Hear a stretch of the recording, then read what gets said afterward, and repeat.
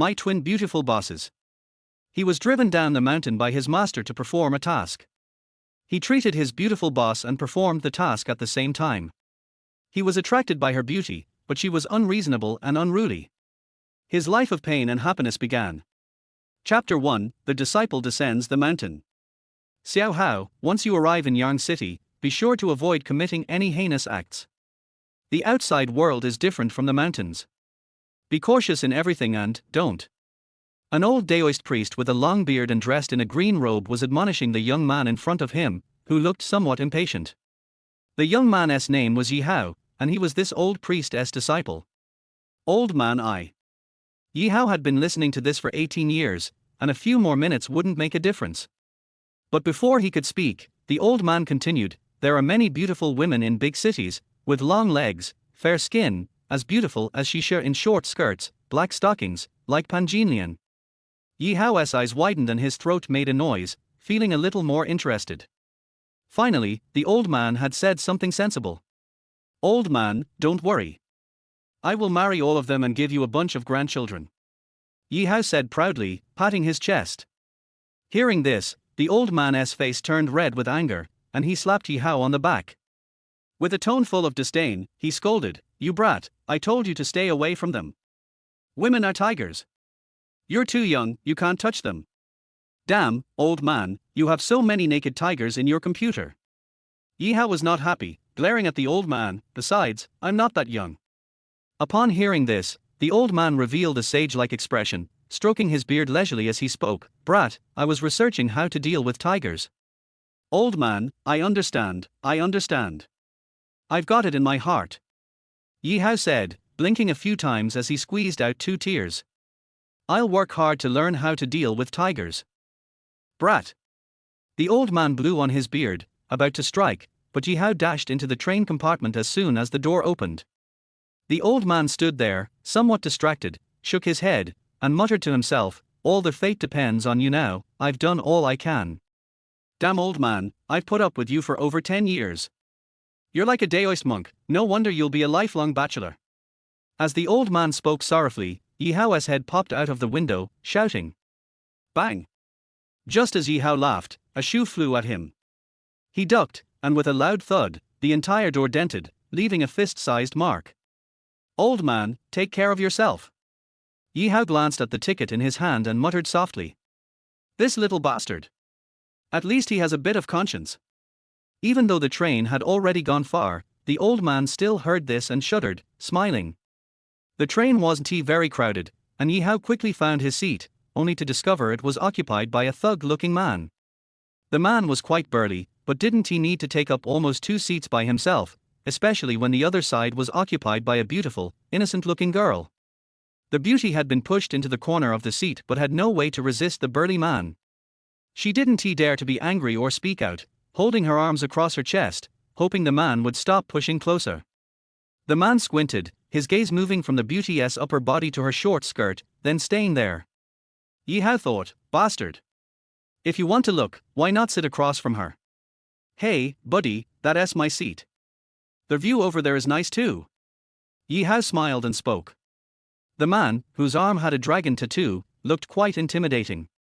He glanced at Yi Hao, his tone unfriendly, what's yours? Can't you see I'm chatting with this beautiful lady? I didn't hear her talking to you, Yi Hao replied. Wanna hear some chatting? It's easy. The man smirked, his hand suddenly reaching to the beauty's thigh. The beauty was caught off guard by the sudden move, and screamed loudly, drawing the attention of other passengers. You heard it, country bumpkin. This is my woman, and this is how we chat. The thug didn't forget to look back and gaze affectionately at the beauty. Hearing this, Yi Hao laughed. The only person who dared to say, I'm the boss, in front of him was his master. Buddy, I think you've got it wrong. This is my girlfriend sitting next to me. If you don't leave, I'll be rude. Yi Hao's smile turned colder. The man laughed, you country bumpkin, how could you deserve a beautiful girl like this? I don't deserve it, and neither do you. Looking at your dragon tattoo, I bet you've got a white tiger down there, right? What kind of woman could you enjoy? Yi Hao shot back. The surrounding crowd burst into laughter. The thug had never been humiliated like this before. Without waiting for Yi Hao to finish, he grabbed a can of soda from the table and hurled it at him. Just as everyone was concerned for Yi Hao, worried that he might get hurt, they heard a scream. "Arr!" The thug cried out in agony, and the crowd stared in disbelief at Yi Hao. The soda can had landed on the thug's own head, deforming it severely. The beauty beside him looked surprised and finally raised her head to look at Yi Hao.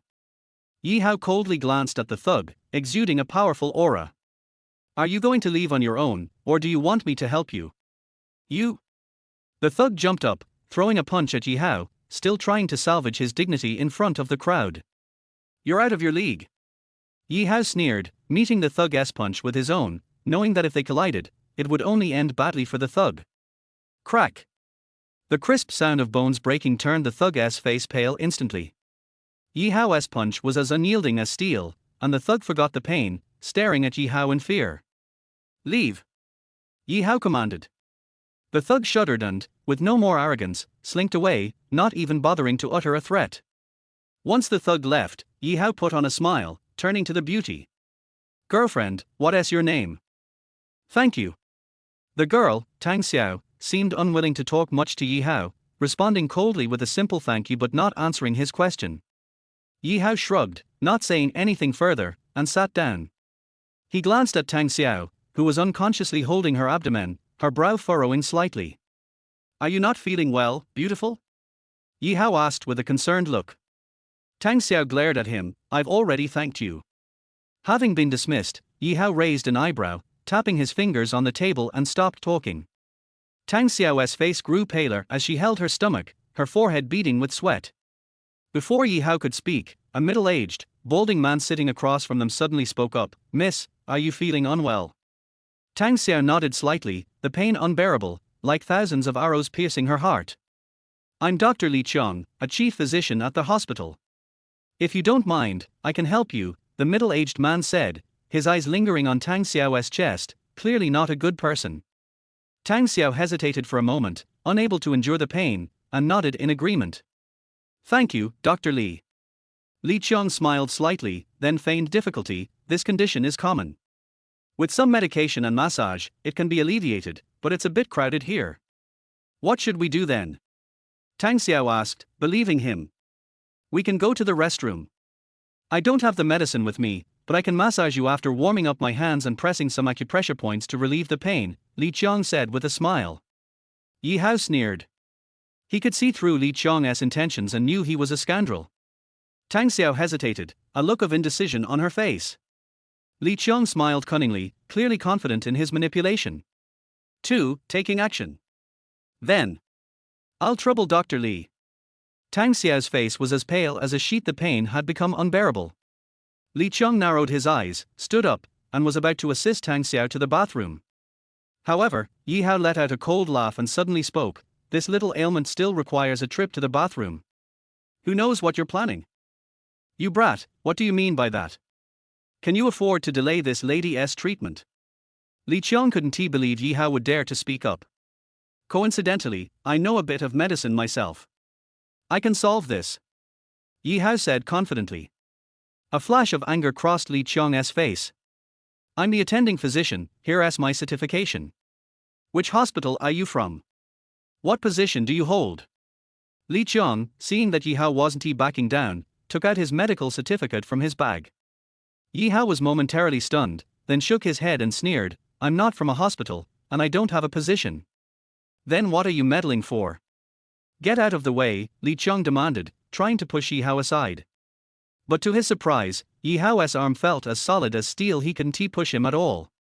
To Tang Xiao, it seemed like Yi Hao was just being unreasonable. Even though he claimed to be a doctor, she was still more inclined to trust the older Li Qiang. "Could you please step aside?" Tang Xiao expressed her displeasure with Yi Hao. Li Qiang, seeing Tang Xiao was on his side, immediately became pleased. Yi Hao, unhurried, sneered. "How about a bet? Let us see who can relieve the lady's pain in 10 seconds. 10 seconds? Do you think you're a god? Who can do that so quickly?" Li Qiang glared at Yi Hao, clearly annoyed. "You have no medical knowledge. Stop showing off." "I can do it." Yi Hao narrowed his eyes at Li Qiang. "If I relieve her pain in 10 seconds, will you call me grandpa?" You. Li Qiang was so furious that he started shaking. Not willing. Yi Hao pressed, I see you're all talk and no action. Li Qiang's expression flickered between anger and hesitation. He didn't believe for a second that Yi Hao could relieve the pain in 10 seconds. To him, Yi Hao was just bluffing. Bet? What is there to be afraid of? Since you want to bet, you go first. Li Qiang said, his face darkened. Miss, would you like me to give it a try? Yi Hao asked. Tang Xiao thought for a moment and nodded. Everyone, step aside. Let us start the timer, Yi Hao said, motioning for those around them to clear the way. He then carefully examined Tang Xiao. Li Qiang looked at Yi Hao with a mocking expression, glancing at his wristwatch. Pressing the 3 in intersection and blood C points can effectively alleviate menstrual cramps, Yi Hao explained, placing his hand on Tang Xiao's calf. Tang Xiao's body stiffened. It was her first time having such close contact with a man, and she couldn't help but tremble. Yi Hao's expression was serious, and he had no interest in the awkwardness of the situation. After locating the 3 in intersection point, Yi Hao began to apply his unique technique, pressing slowly. 5 seconds left, Li Qiang's gloating voice echoed. Yi Hao raised his head and looked at Tang Xiao, saying, this might feel a bit uncomfortable. As he spoke, Yi Hao began to gather a trace of invisible vital energy, which then flowed into Tang Xiao's body. Tang Xiao shivered and immediately felt a drastic drop in temperature, an intense chill spread throughout her body.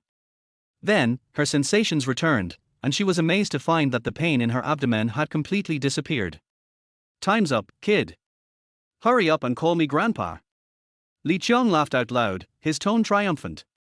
Yi Hao coldly looked at Li Qiang, thinking that soon, it would be Li Qiang's turn to cry. Tang Xiao, still in shock, finally came to her senses and looked at Yi Hao, her expression filled with astonishment. It really doesn't hurt anymore. How did you do it? Everyone was stunned, and Li Qiang's face turned ashen. This is impossible. You two are tricking me. Li Qiang didn't believe Yi Hao was capable of such a feat and immediately revealed his true, shameless nature. Tang Xiao's expression darkened, and she coldly snorted, Dr. Li, would you dare repeat what you just said? Li Qiang froze for a moment, but didn't dare to speak further. Losers must admit defeat. The crowd started to jeer, and Yi Hao stared at Li Qiang. Li Qiang trembled, unwillingly muttering, Grandpa. I don't have such a shameless grandson.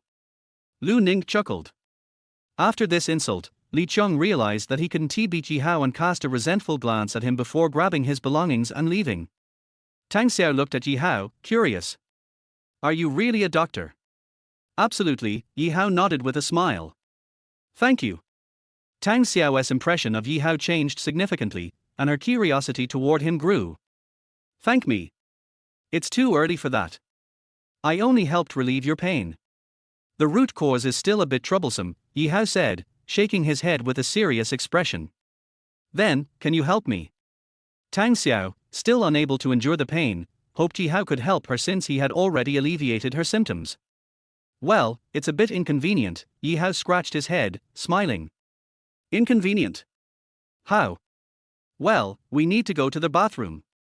Tang Xiao froze for a moment, her cheeks turning pink. She shot Yi Hao a glare.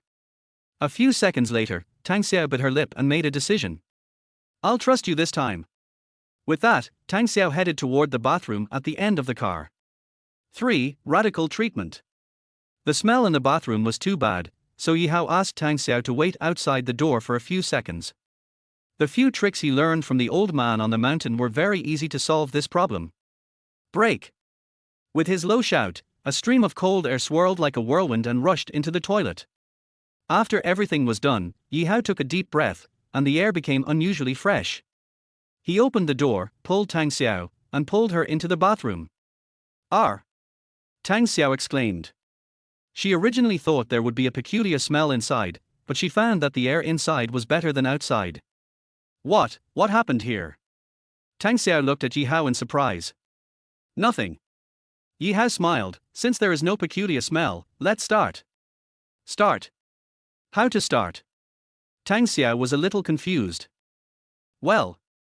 Yi Hao thought for a moment and said calmly, take off your pants first. What? Tang Xiao was obviously frightened by Yi Hao's words, and glared at him, you bastard, what do you want to do? Originally, her impression of him had changed a lot. She felt that this man was still upright, but she didn't expect him to let her take off her pants as soon as she came in. Ahem. Yi Hao was a little helpless. I said it was inconvenient, but you didn't listen.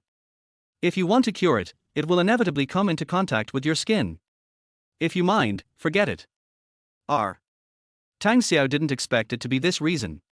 She bit her lower lip and hesitated. Hey, if it's really wronged, there's nothing we can do. Let's go out now. Yi Hao looked helpless, and said, he was ready to go out. Wait. Tang Xiao hurriedly called Yi Hao. She was really afraid of that kind of pain. She felt like she died once a month. Have you thought about it? Yi Hao said seriously. If you dare to have any improper thoughts, I will dig out your eyes and use them as balls to step on. Tang Xiao said fiercely, staring at Yi Hao unwarily. Beauty, I'm a doctor. It's fine if you don't give me medical expenses, but you still threaten me. Yi Hao frowned. Forget it, don't treat it, so as not to make yourself unhappy. You. Tang Xiao was so angry with Yi Hao that she didn't know how to speak for a while, but at this moment, she suddenly felt a sharp pain in her lower abdomen, and she bent down suddenly and couldn't help but groan. Yi Hao knew that the momentum just now had passed, and the disease began to revive again. I'll take it off. Tang Xiao suddenly spoke, which surprised Yi Hao. Well. Yi Hao nodded, you have to remember that I am a doctor. Now you sit on the windowsill and bend your legs slightly. Tang Xiao did it one by one, her face blushing, staring at Yi Hao without blinking. Yi Hao's eyes were clear, without any improper thoughts. Tang Xiao supported herself on the windowsill with both hands, twisted her waist slightly, and tried to turn her body to the side. After all, she felt uncomfortable with Yi Hao, a big man, staring at her. At the same time, she raised her calves, revealing the Sanyinjiao acupoint. Yi Hao gently placed his hands on Tang Xiao's legs, and with his right hand in an H-shaped shape, he found an acupoint with his thumb and pressed it hard. Then, Yi Hao pointed his fingers at several points on the soles of her feet. He is really a doctor. Tang Xiao blushed, closed her eyes slightly, and enjoyed the treatment given by Yi Hao. Her lower abdomen was no longer so painful at this time, but she felt relaxed all over. Take off your top too. Yi Hao's words suddenly rang in Tang Xiao's ears. Why, do you have to take off your clothes? Tang Xiao opened her eyes suddenly and looked at Yi Hao with a bright look in his eyes. The pain is much weaker now, isn't it okay? There is only one step left. The first hand of my 18 dragon sunflowers has an absolute effect on treating various pains. Now it has been done for 7 points. Do you want to give up the remaining 3 points? Yi Hao raised his eyelids and looked at Tang Xiao. Then, continue. Tang Xiao no longer thought too much. Her pants were already pulled down, so it was okay to take off her clothes. It was okay to wear a bikini in the swimming pool. After watching Tang Xiao take off her top, Yi Hao was already a little distracted. 4. Yarncheng. What are you looking at? Tang Xiao blushed. Seeing Yi Hao looking at her, she couldn't help but yell. Of course I'm looking for the acupuncture point to attack. Yi Hao rolled his eyes at Tang Xiao, looking as if it was a matter of course, and then pointed his finger at Tang Xiao's lower abdomen. Tang Xiao felt the warmth from Yi Hao's hand and felt shy. Just as she was about to speak, she suddenly felt a faint cool breath coming from the hand on her lower abdomen. The breath followed her lower abdomen and slowly flowed into her body. This sudden change made Tang Xiao open her eyes wide, and Yi Hao's hand quickly tapped Tang Xiao's lower abdomen a few times. Okay. Yi Hao stopped. Tang Xiao's face flushed red. She didn't dare to look at Yi Hao. She nodded slightly and prepared to put on her shirt, but at this moment, the train made a bang and shook. Yi Hao had just withdrawn his hands and was squatting on the ground, not yet standing up. Therefore, the swaying caused Yi Hao to lose his balance and he fell into Tang Xiao's arms, with his hands subconsciously resting on her smooth waist. Tang Xiao was also frightened by this sudden accident and screamed. You, get out of the way. Tang Xiao pushed Yi Hao, who was leaning against her arms. She wanted to die. She knew Yi Hao didn't mean it, but as a girl, how could she accept this? Yi Hao stood up with an embarrassed look on his face and apologized. I'm sorry, I didn't mean to do that. I didn't expect the train to suddenly get stuck. Tang Xiao hurriedly put on her clothes, glared at Yi Hao, stomped her foot hard, and warned, I'm telling you, no one can tell anyone about what happened today, otherwise you won't be able to find a wife. Sweat. Yi Hao's forehead was instantly covered with cold sweat. This woman was too vicious. He shrugged and said helplessly, "Okay, I promise not to tell anyone." "You swear?" Tang Xiao wanted to cry, thinking about how she had been treated like a princess since she was a child. No man dared to disrespect her, let alone ask her to take off her clothes or hold her arms. She regretted not listening to her father and taking a special plane to Yancheng City directly. She insisted on experiencing life on a train. As a result, she had her period and was finally seduced by a man. "Beauty, I'm a doctor. Protecting the patient's treatment process is my professional ethics as a doctor." Yi Hao shook his hair with an indifferent look. "It would be better this way." Tang Xiao muttered something, feeling a little embarrassed, opened the bathroom door and walked out. It was a whole day's journey, and it was Tang Xiao's first time taking a train, so she looked extremely tired. Late at night, she had fallen asleep, her head resting slightly on Yi Hao's shoulder, her long eyelashes trembling slightly, with a quiet smile on the corner of her mouth, as if she was having a wonderful dream. Yi Hao looked at Tang Xiao leaning on his shoulder, smiled faintly, closed his eyes slightly, and entered a meditative state. Garda! The train shook again, and when Tang Xiao opened her eyes, she found herself lying in a man's arms. She was about to scream, but then she realized that Yi Hao had been sitting upright. It was because of her that he couldn't lie down to rest. For a moment, Tang Xiao's expression was a little complicated. He was afraid of disturbing my rest, so he just sat there straight all night. It was already light outside the car window, and the bright sunlight shone on Yi Hao's face, reflecting his angular features, making Tang Xiao look at him in a daze. "He's quite handsome," Tang Xiao said to herself. Yi Hao opened his eyes with his eyelashes trembling slightly. Tang Xiao was startled and quickly turned her head to the side. Yi Hao smiled faintly. "You're awake." "My name is Tang Xiao," Tang Xiao said lightly. The two had known each other for a whole day, but they still didn't know each other's name. "My name is Yi Hao." Yi Hao replied with a smile, then looked at the sky outside. "We're almost at the station. Dear passengers, the next stop is Yancheng City, the final stop of this journey." The sweet voice of the conductor sounded in the train. "Yeah." Tang Xiao nodded, looked at the tall buildings outside the window, and stopped talking. When getting off the car, Yi Hao helped Tang Xiao carry the suitcase down. After getting off the car, Yi Hao looked at Tang Xiao beside him and asked, "Are you going to school here?" "Yes." Tang Xiao nodded. "Okay, I'll go first. We'll definitely meet again if there's a chance." "Thank you, you're a good doctor." After saying that, Tang Xiao reached out to hail a taxi and left. Yi Hao looked at the tall buildings of Yancheng City in front of him, and a belief rose in his heart. Finally, I have come to a new environment. Let's see how this handsome guy will navigate this new world. After taking a taxi, Yi Hao quickly arrived at his destination, the seaside garden. 5. Arrogance. But as soon as he reached the door, he was stopped by two security guards. One of the fatter ones angrily said, "Where did you come from, beggar? Do you think you can come here? Get out of here." Beggar. Yi Hao almost burst out laughing when he heard it. He was a tall and handsome man with a dignified appearance. When he was in Kunlun Mountain, there were countless jackals and ferocious beasts who wanted to get close to him. But when he came here, he was called a beggar. "Go away, get out of here now, or I'll break your legs." Another tall and thin security guard also showed a look of disgust and waved his hand at Yi Hao in annoyance. Yi Hao didn't bother to pay attention to them and continued to walk inside. The two security guards got angry. The fat security guard quickly pulled out his baton and pointed it at Yi Hao, cursing, "You stinky beggar, are you looking for death?" As he said that, he hit Yi Hao's arm. "Huh!" Yi Hao raised his eyebrows. He couldn't believe that a small security guard dared to beat people so blatantly. He couldn't help feeling angry. Without even turning his head, his back seemed to have eyes. He slid his right leg to the side, and his body slid to the right as well. At the same time, he kicked back fiercely with his right leg. "Arr!" A scream was heard behind him. The fat security guard was kicked 5 or 6 meters away. He rolled several times like a meatball before stopping. The thin security guard was dumbfounded when he saw this. Who was this person?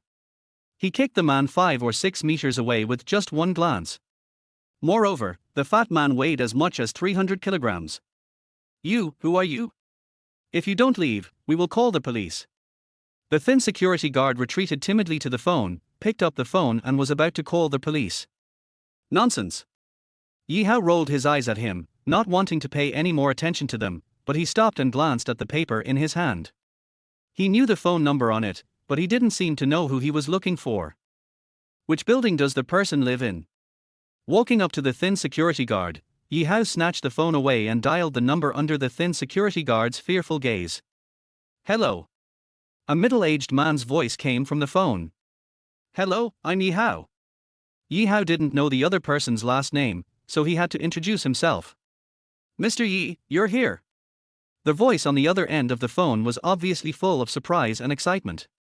Well, I'm at the entrance of Seaside Garden, come and pick me up. Yi Hao said and hung up the phone. The tall and thin security guard didn't dare to say a word until Yi Hao hung up the phone.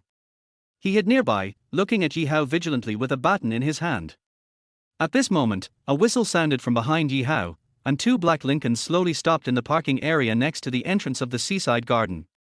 The first person to get off the first car was a middle-aged elegant man with silver-rimmed glasses, a pair of eyes full of wisdom. He wore a white t-shirt tucked into a pair of grey trousers, and shiny leather shoes on his feet. After the middle-aged man got out of the car, 3 other men in suits got out, and 5 men in similar attire also got out of a Lincoln behind. Except for the elegant middle-aged man, the other 8 people in Yi Hao were all tall and strong. Although they were wearing suits, Yi Hao could tell at a glance that these people were good fighters. After getting off the car, the elegant man walked towards Yi Hao. When he saw the fat security guard howling next to him, his expression did not change at all. On the contrary, the tall and thin security guard standing next to Yi Hao showed fear and respect. The elegant man glanced at the tall and thin security guard, then fell on Yi Hao. After a hint of doubt flashed in his eyes, he asked tentatively, "Excuse me. Are you Mr. Yi Hao? Yeah. I am Yi Hao." "It doesn't sound right to say sir or not sir," Yi Hao said to the elegant middle-aged man without any airs. "The old man asked me to come to you. I don't know the details. You guys can handle it." Hearing this, the middle-aged man smiled faintly. "Then I will call you Yi Hao. Let me introduce myself first. I am the special assistant of Qin Batian, the chairman of Tianwei Group, and also the butler of the Qin family, Zhang Zhongyi. You can call me Assistant Zhang or Butler Zhang. I'll just call you Uncle Zhang." Yi Hao shrugged and smiled after listening to Zhang Zhongyi's introduction. "Uncle Zhang, please take care of me in the future." "Har har." Zhang Zhongyi laughed. "Young man, that's good. The chairman is busy with another meeting and can't spare the time now, but I have arranged a banquet for the evening. Let's go home first, and I will tell you about your next specific task." "Yeah." Yi Hao nodded, said no more, and followed Zhang Zhongyi into the car. The car drove into the seaside garden and went around 2 small hills before we saw a unique villa standing on the edge of the cliff. Arrive. Wang Zhongyi, who was sitting next to Yi Hao, opened the door and got out of the car. Yi Hao followed him and looked at the villa in front of him, which seemed to blend in with the landscape. He praised, "Uncle Zhang, this villa must have cost a lot." "Har har." Zhang Zhongyi laughed. "This villa is where the 2 young ladies live. They bought it because they liked it. The chairman and I don't live here. As for the price, that's not important." 2 ladies. Yi Hao couldn't help but think, could it be that my mission is to go on blind dates? The old man wants to find a wife for me, but he doesn't need to choose 2 for me. 6. Mission. Yi Hao thought so in his heart, and listened to Zhang Zhongyi's explanation. "Speaking of which, your mission this time is related to the 2 young ladies. Uncle Zhang, what exactly is the mission? The old man is trying to fool me. Stop beating around the bush." Yi Hao followed Zhang Zhongyi into the villa, asking as he walked. "Oh." Zhang Zhongyi suddenly sighed, his face showing some helplessness and regret. Yi Hao's heart tightened, and he became a little anxious. He howled in his heart, could it be that these 2 young ladies are too ugly to be shown out in public? Oh my God, please don't joke with me. The eldest daughter is fine, but the second daughter. Zhang Zhongyi sighed and continued, "The 2 daughters are twins. When their wife gave birth to the eldest daughter, she didn't expect to have another baby. Their wife's health was not good to begin with, and she couldn't bear it after all the torment and passed away. The second daughter looked sick when she was just born, and her body has always been weak. That's why the chairman found Mr. Yi and asked him to help treat her. Is that so? Yi Hao heaved a sigh of relief after hearing Zhang Zhongyi's explanation. From what Uncle Zhang said, the second young lady's illness must have been acquired in her mother's womb. This is a bit tricky. Yes, that's true. We have seen all the famous doctors in China, but they still can't find a way to cure the second young lady's condition. Zhang Zhongyi's face was filled with grief, and it was obvious that he cared a lot about the second young lady. It's a difficult case, but it may not be untreatable. Seeing Zhang Zhongyi's low tone, Yi Hao smiled and said, I've learned 99% of the old man's medical skills. Since he asked me to come, it means he already had a plan in mind. Don't worry, Uncle Zhang. Well, I'll leave everything to you. Zhang Zhongyi forced a smile upon hearing that. Following Zhang Zhongyi into the villa, Yi Hao's eyes couldn't help but light up again. The entire interior of the villa was decorated in light pink, and there was a faint fragrance in the air. It was obvious that it was a girl's residence. Yi Hao didn't quite understand why Zhang Zhongyi brought him here. He had some questions in his mind, so he asked, Uncle Zhang, since this is where the two young ladies live, why did you bring me here? Are you going to treat the second young lady now? That's not the case. Zhang Zhongyi smiled and shook his head. The two young ladies have gone to attend a class reunion and won't be back until the afternoon. The reason I brought you here is because of your other mission. Oh. Yi Hao nodded. So that's what happened. He hurriedly asked, Uncle Zhang, what is my other mission? This mission is very important. Zhang. Yi looked at Yi Hao solemnly. This is also the most important reason why the chairman is looking for Mr. Yi this time. Yi Hao nodded again, thinking that Zhang Zhongyi's words were a bit serious, and smiled, Uncle Zhang, what mission is so important? Don't keep me in suspense. Since the old man asked me to come, I will naturally ensure that I complete the mission, otherwise he will not allow me to return to Kunlun Mountain. Actually, the mission is very serious, but also very simple. Don't you want to know why I brought you here? You will live here from now on. Zhang Zhongyi said with a smile. Live here. Yi Hao's heart was immediately filled with joy. The room is luxurious, and there are beautiful women as companions. This is such a pleasant thing. Uncle Zhang, what is the mission? Yi Hao asked tentatively. To be the bodyguards of the two young ladies. Zhang Zhongyi finally said Yi Hao's second task. The chairman attaches great importance to the safety of the two young ladies, so he will pay special attention to this matter. Yi Hao let out a surprised cry, bodyguard, be the bodyguard of two young ladies, Uncle Zhang, did I hear you right? Of course not. Zhang Zhongyi laughed, I don't know how many people want to be bodyguards for the two ladies, but the chairman is not satisfied. Don't you agree? Of course not, I just didn't expect it to be such a simple thing. Yi Hao shrugged, looking relaxed. This was something he had been dreaming of. Not only did he have a house to live in, but he also had a beautiful woman to accompany him. Only a fool would not do that. Relax? Zhang Zhongyi chuckled. Yi Hao, the safety of the two young ladies is very important. The chairman has been working hard in the business world for many years and has made many secret enemies. I don't know how many people want to take advantage of the two young ladies. You must not take it lightly. Yes.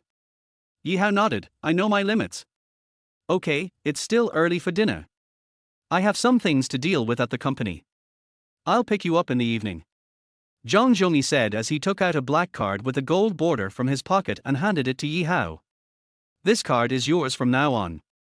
You can spend money without entering a password. Yi Hao took the card naturally and smiled at Zhang Zhongyi, thank you, Uncle Zhang. There is a large shopping mall on the right side of the seaside garden. I'll send someone to accompany you to buy some daily necessities. Zhang Zhongyi thought for a moment and added. No need, I can just go out for a walk by myself. Yi Hao declined hurriedly, Uncle Zhang, you go ahead and do your work, I can do it alone. Okay, I'll leave first. Zhang Zhongyi said and left with his bodyguards. 7. The Sassy Miss. After Zhang Zhongyi left, Yi Hao glanced at the fingerprint combination lock on the door and smiled, Uncle Zhang forgot to input my fingerprint for me. Forget it, I'll do it myself. As he spoke, Yi Hao's fingers began to click on the operation keys next to him. Soon, he heard a ticking sound, followed by a beautiful voice, please enter your fingerprint. Yi Hao gently pressed his index finger on the scanning board, and then heard the system prompt again, fingerprint entry successful, please enter again to confirm. Yi Hao confirmed the fingerprint again and saw the English word, success, appear on the scanning board. Done. Yi Hao clapped his hands, turned around and looked carefully at the room in front of him. There were not many decorations in the huge living room. An 80-inch flat-screen TV was embedded on the innermost wall. The wall opposite the TV was surrounded by sofas in half a circle. The milky white plush sofas made people want to sit on them. Then, Yi Hao walked to his room, pushed open the door, and a huge room appeared before him. Wow! Yi Hao's eyes sparkled, and he rushed into the room with a roar, then burst into laughter. This will be my room from now on, this is so fucking cool. Rushing into the room, Yi Hao took off his shoes, somersaulted onto the bed, and made a series of strange excited cries. Then he jumped onto the balcony, looked at the sea opposite, and could even hear the sound of the waves crashing against the shore. After being excited for a while, Yi Hao reluctantly left the room, put on his shoes with one toe exposed, looked at the black card in his hand, smiled, closed the door, and left the villa. Walked to the seaside garden gate again. When he saw Yi Hao's mouth, the fat security guard was no longer visible. It seemed that Yi Hao's punch had forced him to go to the hospital for a full body checkup.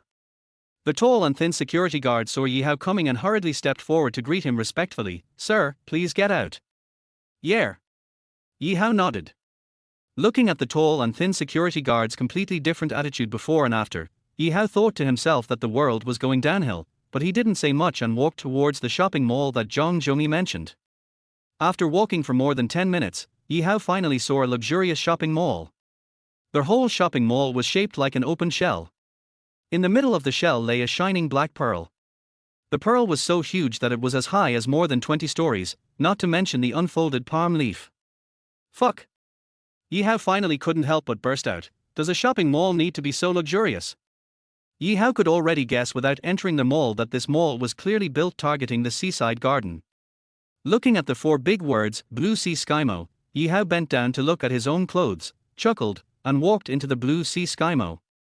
There aren't many people around the mall, but from the few cars around, one can tell that the people who come here to shop are worth tens or even hundreds of millions. When Yi Hao walked to the middle of the road, a red Ferrari sports car suddenly rushed out from the left side, and its speed made Yi Hao stunned. Squeak! A sudden and sharp braking sound rang out, breaking the originally quiet seaside environment. The red Ferrari slid sideways after braking and rushed straight towards Yi Hao. Yi Hao sneered in his heart, secretly cursing which rich girl was driving so hard. His body swayed slightly and flashed more than a meter away, and the car stopped less than 5 meters away from him with a sudden brake sound. Centimeters away. You have no eyes.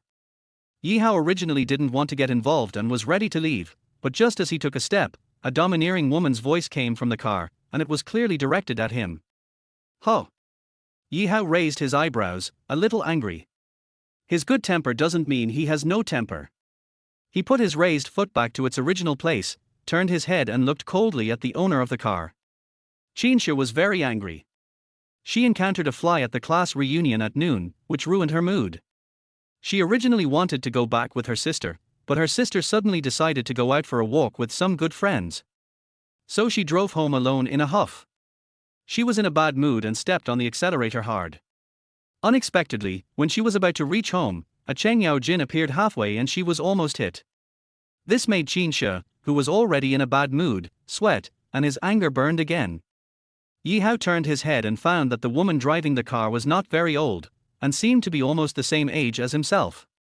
She had a beautiful and delicate face that was perfect and impeccable, but her eyes, which should have been full of life and liveliness, were now filled with anger, and her originally fair cheeks were even paler. It was obvious that the sudden break just now also scared her. A pretty girl can yell at a handsome guy like me. Yi Hao snorted in his heart. Looking at Qinsha, who was sitting in the car and glaring at him, he said coldly, "You are speeding in broad daylight and you blame others. I really wonder if your brain is on your ass." "What did you say?" Qinsha didn't expect that the man standing next to her car, dressed like a beggar, would dare to contradict her. In her opinion, this poor guy should have been scared and ran away when he saw her car, but this guy actually talked back to her and his tone was full of extreme disdain. 8. Apologize. Qinsha, who had been spoiled since childhood, had never been yelled at by a beggar before. She quickly jumped out of the car, glared at Yi Hao, and shouted, "You stinky beggar, who do you think has a brain on his ass?" "Of course I'm talking about people whose brains are on their butts." Yi Hao squinted his eyes and looked at the angry Qinsha with disdain and ridicule. "Okay, I don't have time to talk to you anymore, bye." After saying that, Yi Hao turned and walked towards Lan Haiqianmore. "Stop!" Qinsha shouted from behind Yi Hao, "You stinky beggar, when did I ever tell you to leave? Hey, beautiful lady, you can't be so unreasonable just because you have big breasts and no brains. This is a public place and I don't know you. Are you going to molest me?" Yi Hao laughed in his heart. Qinsha's personality showed that she was a young lady. Although he didn't like this kind of woman very much, he could still tease her for fun. You, a hooligan." Qinsha didn't expect Yi Hao's words to become more and more excessive. She didn't say a few words from beginning to end, but Yi Hao said several words, and every word was full of thorns, which made her feel suffocated and she wished she could kick Yi Hao to death. As she spoke, Qinsha blocked Yi Hao's way and said angrily, "You stinky beggar, don't even think about leaving here if you don't apologize to me today." "Okay." Yi Hao grinned, revealing a row of white teeth. He spread his hands to Qinsha in front of him, pointed at the car next to him, and asked, "Let's talk in the car." "Get out." Qinsha was a little crazy. "I'm sorry, I always walk on 2 legs. Occasionally, I'll use the 3rd leg, but I really don't know how to roll," Yi Hao said, feeling a little embarrassed. He scratched his head and looked pitiful. "You are shameless." Qinsha was in her 2nd year of high school at the beginning of the school year. She still knew a man's 3rd leg. The beggar like Yi Hao in front of her actually spoke to a girl like this, which made her even more disgusted with Yi Hao. While speaking, she took out her cell phone from her pocket. "Just wait and see how I deal with you." Qinsha got angry and dialed a series of mobile phone numbers. Then, she choked up on the phone with a look of grievance on her face. "Uncle John, I was bullied, woo-woo, at Blue Sea Skymo, I'll wait for you, woo-woo." When Yi Hao heard Qinsha calling Uncle John on the phone, his heart moved and he thought to himself, "Damn, Uncle John is not going to let me be the bodyguard of this unruly young lady." Thinking of this, Yi Hao felt a chill on his back. "Miss, I don't want to bother with you. Since you called, just wait here. I'll go in and buy some clothes first." "You are not allowed to go." Qinsha stopped Yi Hao. She was afraid that Yi Hao would run away. Looking at Qinsha in front of him, Yi Hao felt amused. He suddenly had an idea in his mind. He pursed his lips and said coldly to Qinsha, "Miss, if you don't get out of the way, don't blame me for being rude." "You dare." Qinsha pinched her waist with both hands, her eyes wide open. Bang! As soon as Qinsha finished speaking, Yi Hao in front of her kicked the Ferrari next to her. The loud noise scared Qinsha, but what really made her brain short-circuit was that her Ferrari was kicked 5 or 6 meters away by the beggar's kick. Looking at the petrified Qinsha, Yi Hao whistled and walked towards Lan Haiqianmore. "Since I have offended you, then I will offend you completely. After all, there is still a long way to go. We still have a long time to get along with each other." Yi Hao whistled and thought so in his heart. By the time Qinsha came to her senses, Yi Hao had already walked to the door of Lan Haiqianmore. Looking at the car about 5 or 6 meters away from her, Qinsha got in the car and drove it to the side, then jumped out and chased after Yi Hao. Yi Hao patted the black card in his hand and entered the Blue Sea Qianmore. When Qinsha caught up with him, Yi Hao was nowhere to be seen. Qinsha stamped his feet and entered the Blue Sea Skymo. The luxury inside the Blue Sea Sky Tower has completely exceeded Yi Hao's imagination. It is really not an exaggeration to describe it as magnificent with carved beams and painted buildings. Moreover, the area of any store is over 1,000 square meters. What surprised him even more is that there are no more than 10 sets of clothes in this space of over 1,000 square meters. As soon as Yi Hao came in, he attracted the attention of several beautiful waitresses. This was already their subconscious action, because the consumers who came here were either business bosses, business tycoons, or wealthy young men. They always thought that one day they would be able to climb into the bed of any of them, even if it was to be a mistress, a concubine, or even a 7th, 8th, or 13th mistress. It was a pity that after waiting for a long time, no rich boss or rich young man even looked at them. When they saw this, several beautiful waitresses almost dropped their eyes. Yi Hao's shabby clothes made it hard for them to imagine how such a person could appear in such a high-end luxury shopping mall. Everyone quickly turned their eyes away, pretending to be arrogant and ignoring him. They ignored Yi Hao, and Yi Hao naturally wouldn't take the initiative to talk to them. Yi Hao could smell the smell of money on them from a distance. This kind of woman was definitely not his type. He would only take the initiative to talk to her if he took a fancy to a certain piece of clothing. 9. Try on clothes. The huge first floor mostly contained clothes suitable for middle-aged men. Yi Hao walked around but didn't find anything suitable for him, so he went to the second floor. Yi Hao, who had just entered the second floor, naturally attracted the cold stares of several waitresses. Just like on the first floor, they turned their heads away and ignored him. In their opinion, the security guard must be crazy to let a beggar in.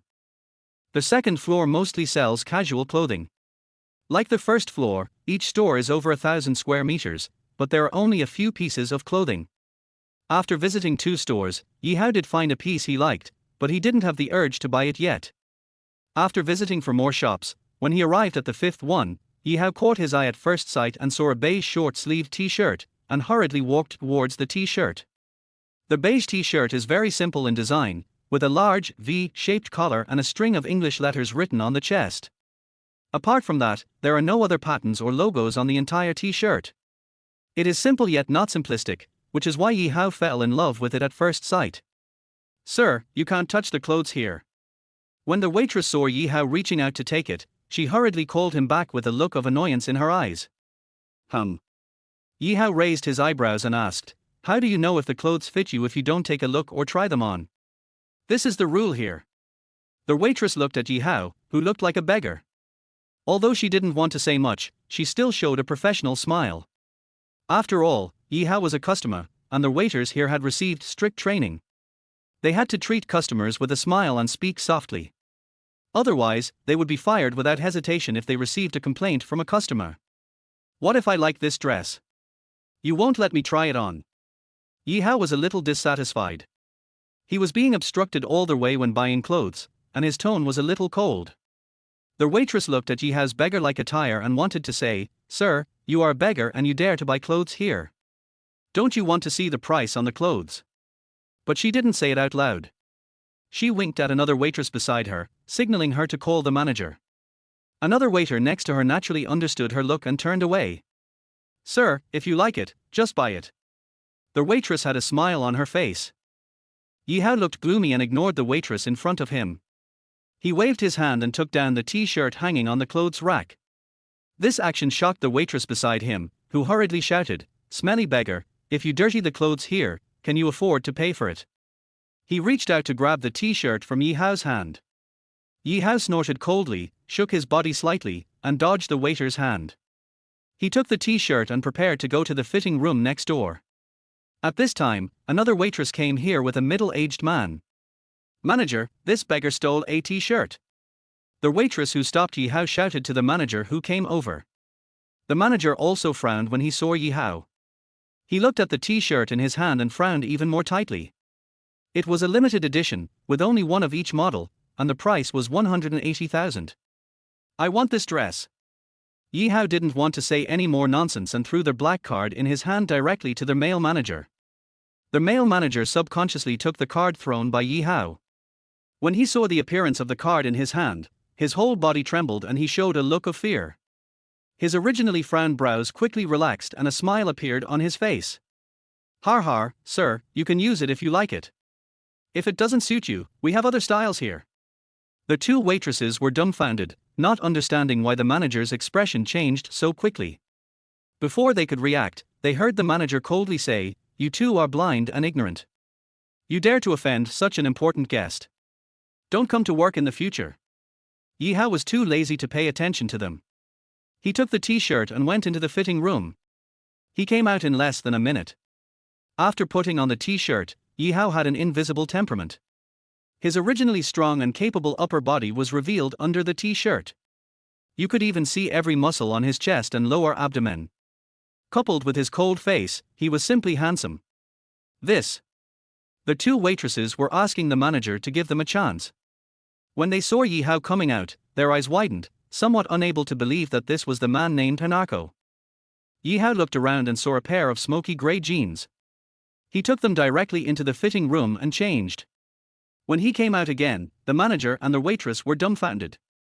Even the waitresses in several nearby shops exclaimed in surprise, as if this beggar had turned into a handsome prince in an instant. "Sir, please try these shoes."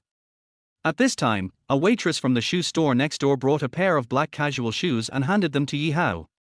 Yi Hao felt good about it, so he put it on. At this point, he had changed his entire body from upper body to lower body. With the new clothes, he looked like the prince pursued by the princess in the fairy tale. For a moment, all the waitresses showed infatuated looks and realized that Yi Hao in front of them was a truly tall, rich and handsome man. "Excuse me, do you have a barber shop here?" Yi Hao asked the dazed manager. Yes, the manager nodded hurriedly. "I'll take you to the third floor right away." Under the infatuated gazes of the waiters, Yi Hao followed the manager to the third floor. With his introduction, they entered a barber shop. His originally messy hair was finally trimmed into short hair, especially the row of short bangs, which added a sense of ruffian to Yi Hao's originally slightly elegant face. Looking at his completely changed self in the mirror, Yi Hao smiled with satisfaction. As expected, clothes make the man, and gold makes the Buddha. 10. The most handsome guy. At this moment, Yi Hao felt like someone was staring at him. He turned around and saw that the male barber who had just cut his hair was also looking at him with an infatuated look on his face. Suddenly, Yi Hao felt a chill all over his body and fled from the barber shop. Looking at the several sheets of paper with black words in his hand, Yi Hao said directly to the manager beside him, "Please help me swipe the card. I have something else to do and I'm ready to leave." The manager swiped Yi Hao's card and watched him leave. Of course, there were also a dozen crazy fans watching Yi Hao. They regretted and sighed in their hearts, "Oh my god, such a tall, rich and handsome guy, why was I so blind that I didn't see it?" Qinsha walked around the first floor but didn't see Yi Hao. She stomped her feet and went up to the second floor. After walking around the second floor, she still didn't see Yi Hao. She started to get anxious. That stinky beggar couldn't be hiding. No, I must find him and beat him up. Qinsha's dislike for Yi Hao had reached its peak. At this moment, a brightly dressed man walked past him. Qinsha looked at the back of the man walking away, her face full of disgust. Men are all bad. After saying this secretly in his heart, he felt that the back figure looked somewhat familiar, but he couldn't remember where he had seen it for a moment. He frowned and turned around to continue looking for Yi Hao. After walking around again, she still couldn't find Yi Hao. However, she clearly came up from the first floor and didn't see Yi Hao go out. How could such a living person disappear out of thin air? At this time, Qinsha heard several waitresses whispering around her. She couldn't help but feel curious, so she hurried to one of the counters and asked, "Sister, what are you talking about?" "Oh, don't mention it. Just now there was a tall, rich and handsome guy pretending to be a beggar, and we didn't notice it." The waitress at the counter looked regretful and regret. Beggar. Qinsha knew it was the person he was looking for, and asked hurriedly, "What do you mean tall, rich and handsome? Isn't he just a beggar?" "Little sister, you don't know that the beggar is wearing beggar clothes." The waitress' eyes flickered with a series of little stars. At this moment, in her mind, Yi Hao's ragged clothes have become fashionable beggar clothes. She swallowed her saliva and continued, "The tall, rich and handsome man wearing beggar clothes has a black card in his hand. That is the supreme black card." "What?" Qinsha was surprised when he heard the words, "supreme black card." How is it possible? How can he have a supreme black card? Qinsha's heart was already in turmoil. She didn't know how many times she had asked her father for a supreme black card, but he refused to give her a supreme gold card. He only gave her a supreme gold card. This made her extremely want to have a black card. But at this time, she heard from the waitress that the stinky beggar actually had a supreme black card. For a moment, she really didn't believe it. How is this possible? Qinsha muttered to himself, somewhat unconvinced. "Little sister, this is true. We didn't believe it at first, but we all saw it. He was so handsome in that new outfit. He is simply the most handsome man I have ever seen." The waitress was completely infatuated with him. That figure just now. Qinsha suddenly thought of the figure that had just passed by her. It looked familiar. When she heard what the waitress said, she suddenly remembered where she had seen that figure before. Wasn't it the beggar? Qinsha didn't think any more and chased downstairs. She absolutely couldn't let Yi Hao get away. Yi Hao saw Qinsha when he went downstairs, but he didn't want to pay attention to Qinsha, so he walked past Qinsha as if nothing had happened. Of course, Qinsha naturally did not recognize Yi Hao. This made Yi Hao feel proud again. I already knew that my appearance is rare in the world, handsome and compelling. As long as I dress well, I will definitely be charming. After saying that, he walked towards the road. At this time, 2 Lincolns came to the parking lot. Yi Hao recognized it as Zhang Zhongyi's car at a glance. He suddenly smiled in his heart. She is indeed Uncle Qin's daughter. Yi Hao walked towards Zhang Zhongyi's car. At the same time, Zhang Zhongyi got out of the car and saw a handsome young man smiling at him. He was surprised and looked at the face with suspicion.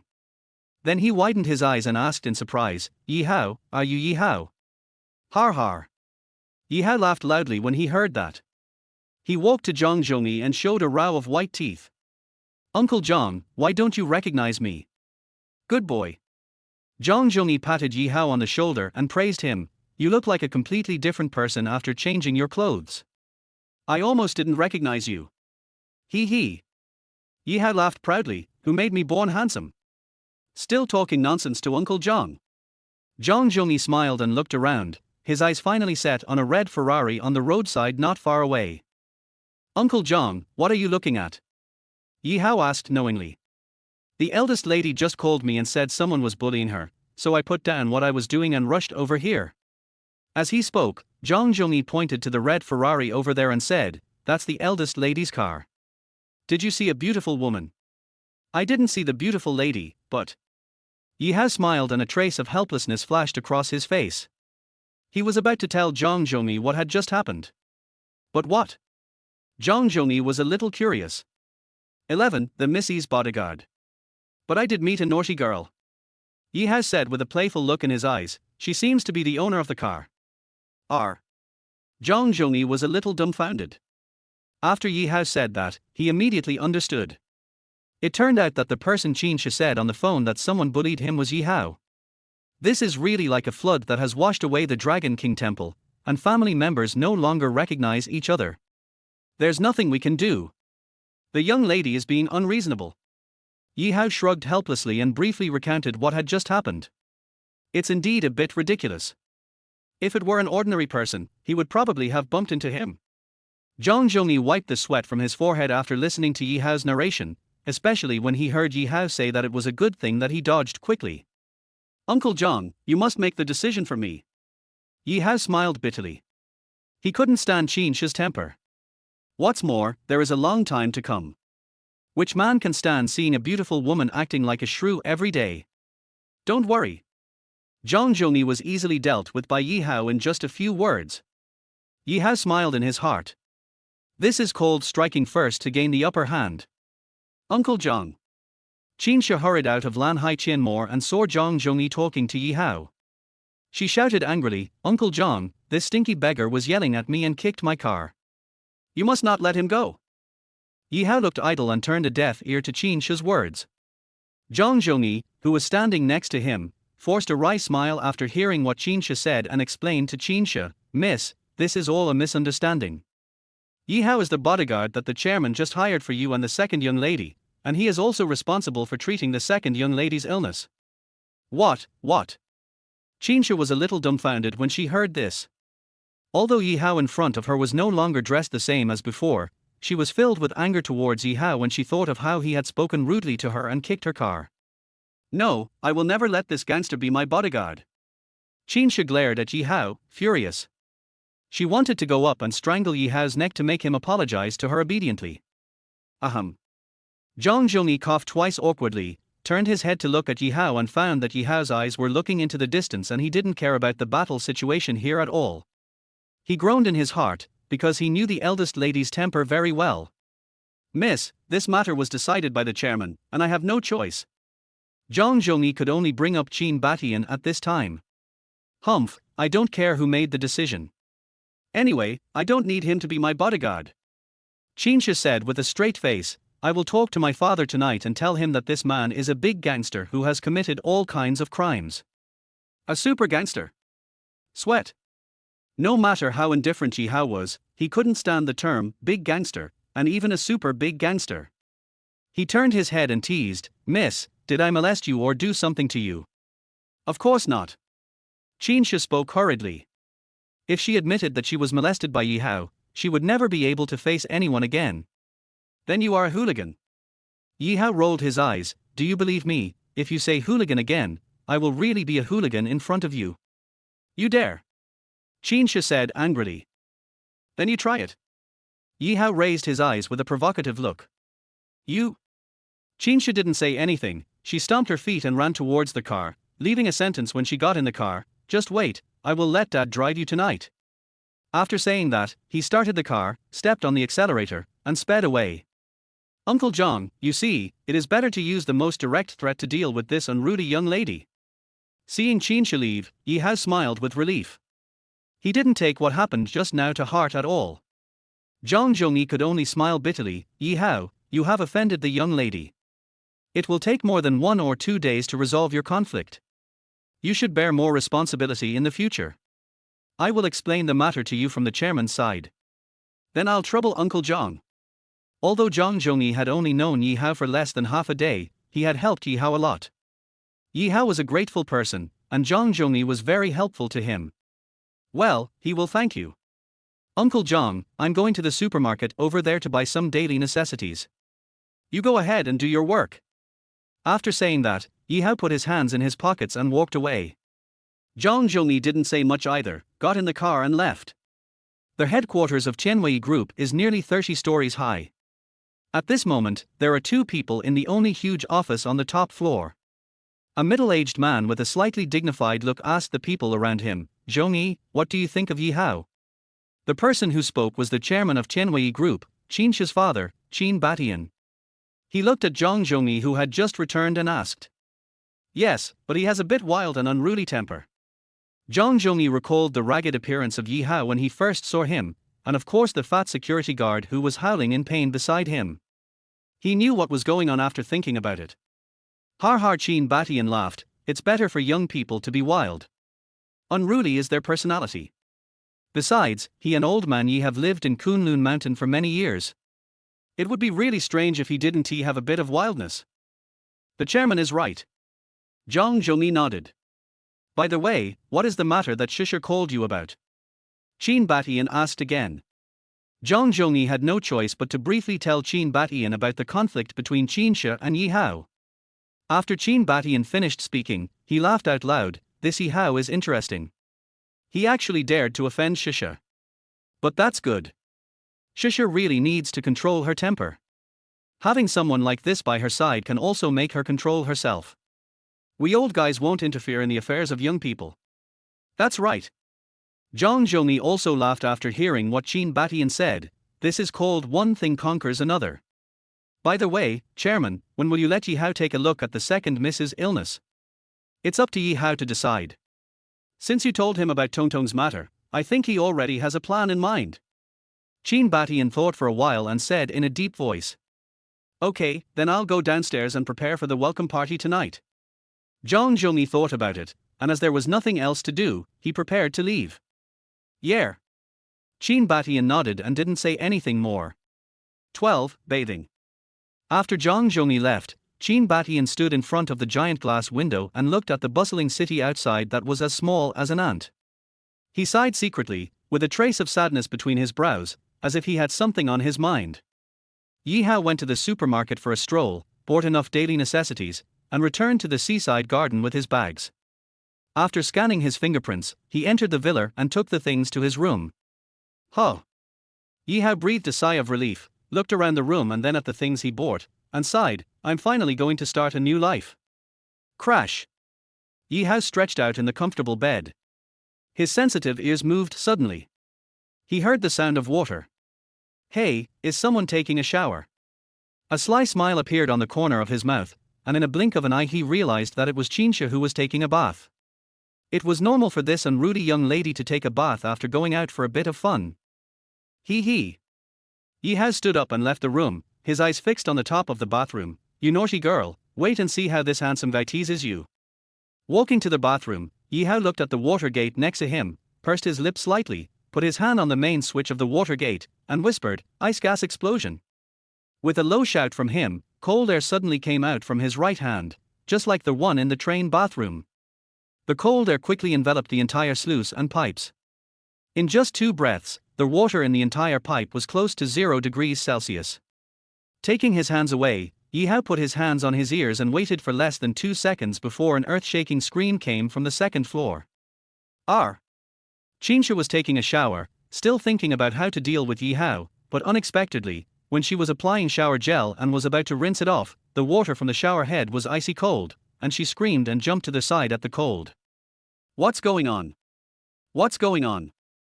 Qinsha was at a loss. How could the water temperature suddenly drop to nearly 0 degrees Celsius? However, this sudden burst of coldness also extinguished half of her anger towards Yi Hao. Looking at the shower gel on her body, Qinsha felt like crying but had no tears. What should I do? What should I do? Qinsha picked up a bath towel and wiped the shower gel off her upper body. However, although the foam was wiped off, there was still some shower gel left on her body. Qin opened the bathroom door a little.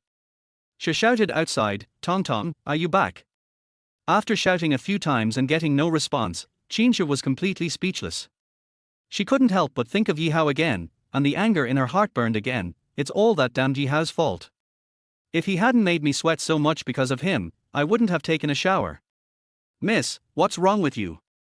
At this time, an extremely discordant voice came from outside the bathroom. A man's voice actually appeared in the villa where there had never been a man's voice before. Zhang Zhongyi was lying down and shot. How could Qinsha not be terrified? R. Qinsha screamed again, twice as loud as before, You, how did you get in? The door of Qinsha's bathroom was opened a little, and Qinsha's fair shoulders were like lotus roots just out of water, making people want to take a bite. Her long black hair hung down naturally, and the water column on it was crystal clear. Of course he came in through the front door. Yi Hao laughed and looked at Qinsha, who was hiding in the bathroom with interest, his face looking very evil. You, don't come over here. Qinsha was a little flustered, especially when she saw that the person coming was Yi Hao. She became even more flustered. She had called Yi Hao a gangster more than once. TSK, this handsome guy is not interested in aggressive women.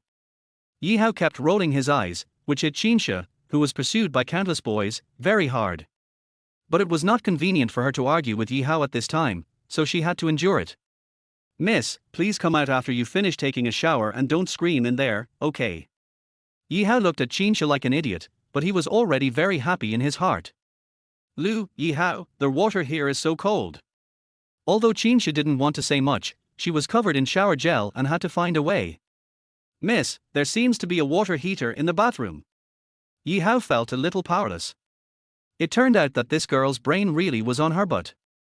Qinsha's brain short-circuited. There was indeed an electric water heater in the bathroom, but only a few people would turn it on in the summer. If Yi Hao hadn't reminded her, she would have forgotten about it. Bang! Qinsha closed the bathroom door, and soon the sound of water splashing could be heard again. Yi Hao whistled twice, glanced at the doors of the 3 bedrooms on the second floor, and walked downstairs. 13. Teasing the Miss. After going downstairs, Yi Hao turned on the TV. A sexy palace drama was being played on TV, which made Yi Hao's blood boil. In less than 5 minutes, there was a sound of footsteps coming down the stairs. Yi Hao knew without guessing that it was the eldest lady Qinsha. Qinsha was like an angry little hen, her eyes fixed on Yi Hao as if they were about to spit fire, but Yi Hao stared at the TV intently, looking like he was enjoying it very much. Qinsha couldn't help but turn her eyes to the TV, only to find that something bad was playing on TV. Although the director had made it so that people could only see the up and down movements, any normal person could guess what the 2 people were doing. Qinsha was a woman after all, and her face turned red with shame when she saw this scene. Yi Hao, get out of here! Qinsha roared at Yi Hao, and the anger in his heart burst out again. Oh! Yi Hao was somewhat helpless. He crossed his legs and watched the TV with great interest. He replied in a very comfortable tone, Wait until I finish watching this scene. Get out! Qinsha picked up a pillow on the sofa and threw it at Yi Hao. At the same time, she angrily walked to the TV and unplugged the power cord. Miss, I offended you just by watching TV. Yi Hao looked at Qinsha with a smile. The hot temper of this young lady could no longer pose any threat to him. He could see that although Qinsha had the unruly manner of a young lady, she was actually a very kind person. This was his conclusion after observation as a doctor. You, what are you looking at? Qinsha was furious. That's not an R-rated movie. Yi Hao retorted. Anyway, I can't watch that kind of scene. Qinsha raised her eyebrows. Well, it's your TV anyway, I won't watch it. Yi Hao thought it through and sighed in his heart. Hey, when you are under someone's roof, you have to bow your head. You're smart. Qinsha showed her triumphant expression for the first time when she saw Yi Hao compromise. Is it that serious? Yi Hao muttered in his heart, but Qinsha's smug look was indeed beautiful, so he couldn't help but say, Miss, women tend to age prematurely when they are angry. Qinsha was startled and hurried to the mirror next to her to carefully examine her face, fearing that a wrinkle would grow on her face. She examined herself for more than 10 minutes before she breathed a sigh of relief, muttering, fortunately. What's okay? Yi Hao asked suddenly. Qinsha was startled by Yi Hao's voice. She was still not used to having a man in her house, so she had to be careful and cautious no matter what she did. Before Qinsha opened her mouth, Yi Hao continued, based on my many years of medical experience, I've discovered that your menstrual period this month is a little irregular. How did you know? Qinsha actually admitted it inexplicably. As soon as she said this, she realized something was wrong, and her whole face turned red like a ripe cherry. You, hooligan. Qinsha quickly changed his words. Cough cough. Yi Hao coughed awkwardly a few times, slapped the sofa with his right hand, then stood up and walked towards Qinsha. When Qinsha saw Yi Hao coming, she took a step back in fear. They were the only man and woman in this huge villa. If Yi Hao did anything out of line, she would never be able to clear herself from the blame. Qinsha picked up a small mirror beside her and held it in her arms. She looked at Yi Hao warily and pretended to be calm. What are you going to do? What are you doing? Yi Hao laughed, his eyes moving back and forth over Qinsha's body. Miss, do you think this huge villa is empty?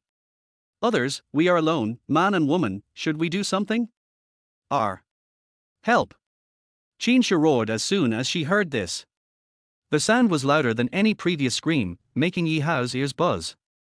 Damn, this girl is born to practice the lion's roar. Yi Hao sighed in his heart. Help! Help! Qinsha shouted loudly, while Yi Hao stood there motionless as if he was watching a good show. Only a slight smile at the corner of his mouth showed that he was very proud. Qinsha shouted a few times and found that Yi Hao did not make any further moves. At the same time, she saw the cunning look in Yi Hao's eyes and knew that she had fallen into this guy's trap again. In a fit of rage, she threw the small mirror in her hand at Yi Hao. Looking at the small mirror flying towards him, Yi Hao stretched out 2 fingers slowly and calmly, and accurately clamped the small mirror in his hand, looking extremely relaxed. Qinsha's heart twitched violently when she watched this scene. She remembered that Yi Hao had kicked her beloved car several meters away. She finally realized that Yi Hao was definitely an expert among experts. Miss, you are too impure. I didn't say anything, but you are so nervous. Yi Hao tilted his mouth, squinted his eyes slightly, stared at Qinsha's delicate face, his tone was slightly teasing. You are not innocent. Qinsha's face turned red, and her breathing was a little unstable because of the yelling just now. Miss, your menstrual disorder is just like dry firewood. This handsome guy is a miracle doctor. I can add some fire to your dry firewood and help you with your treatment.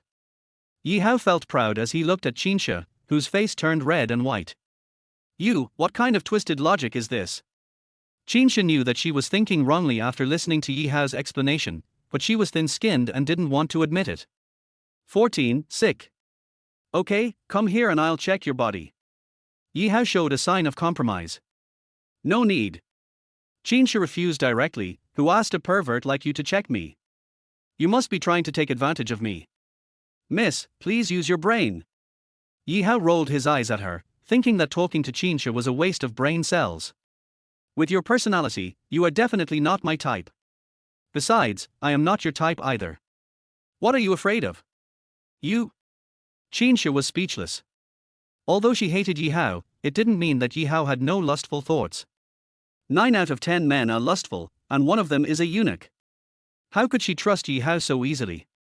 Forget it, since you are making it so difficult for me, I won't pretend to be a good guy anymore. Yi Hao walked towards his bedroom, muttering to himself as he walked, women these days are really weird. They don't take menstrual disorders seriously. Don't they know that this can easily make women's faces yellow and covered with spots before they are 30? As he spoke, Yi Hao shook his head, seeming a little regretful. By the time Yi Hao finished speaking, he had one hand on the ball lock of his door. When he was about to open the door, a hurried voice came from behind him. Wait a minute. Qinsha gritted her teeth, but was still frightened by Yi Hao's seemingly self-talking words. For the sake of her youth and her appearance, she still called Yi Hao to stop. What's wrong? Yi Hao looked puzzled. You ask even though you already know the answer. Qinsha pouted, very dissatisfied with Yi Hao's words. Oh, it's for treating menstrual disorders. Yi Hao looked as if he had suddenly realized something. Do you agree to let this great doctor see you? You want to die? Qinsha felt her ears burning when she heard Yi Hao say the word menstruation, but Yi Hao acted as if it was a matter of course. Miss, I can be a doctor. Don't forget, I give. You and the second miss are bodyguards, but you also have to treat her illness. Yi Hao emphasized solemnly. Got it. Qinsha needed Yi Hao's help at this time, so she couldn't say much. Hurry up and show me what's going on. Come here. Yi Hao shouted to Qinsha. Qinsha didn't resist and came to Yi Hao. Put your hand out. Yi Hao said again. Qinsha stretched out her hand, and Yi Hao placed his hand on her wrist, feeling the smoothness of her skin. Yi Hao sighed in his heart, this daughter from a wealthy family is different, her skin is so good. Yi Hao looked serious. After a while, he let go of his hand and revealed a solemn expression. What's wrong? Qinsha asked hurriedly when she saw Yi Hao's unhappy expression. It's a bit serious. Yi Hao sighed, looking serious. Have you been eating irregularly recently? Yeah. Qinsha nodded. Summer vacation is only a few days away and school will start again. There will be various class reunions. Lift up the clothes on your belly and let me see. Yi Hao said after thinking for a moment. What? Qinsha said angrily. I want to cure you. Just say that your thoughts are impure. Look what you came up with now. Yi Hao snorted, expressing his contempt. Qinsha blushed and then she slightly opened her clothes. Yi Hao stretched out his hand and pressed his thumb 5 centimeters to the left of her belly button, applying a little force. Qinsha let out a low groan. Do you feel some pain here? Yi Hao asked. Yeah. Qinsha nodded. She had closed her eyes at this time. She couldn't bear to see Yi Hao's eyes staring at her lower abdomen. Damn it, I'd be surprised if it didn't hurt if I pushed so hard. Yi Hao pursed his lips and pressed lightly on the other side. But in the next moment, his right hand moved quickly and tapped on different positions on Qinsha's lower abdomen. In a blink of an eye, he had tapped no less than 20 times. Qinsha only felt as if there was an electric machine tapping rapidly on her lower abdomen. She couldn't help but feel curious, and when she was about to look down, Yi Hao just stopped. All right. Yi Hao clapped his hands and stood up. Just as Qinsha was about to ask about the situation, he felt a churning in his abdomen, as if something was stirring inside. Then his face turned black, and he rushed to the second floor as if fleeing. Har har. As soon as Qinsha left, Yi Hao burst into laughter. Irregular meals will cause constipation. It would be strange if menstruation is not disordered. Qinsha rushed to the second floor and went straight into the bathroom. Half an hour later, Qinsha finally came downstairs trembling. She felt like she was about to faint. She didn't know what Yi Hao had done to her. She felt like everything she had eaten in the past few days had just been excreted.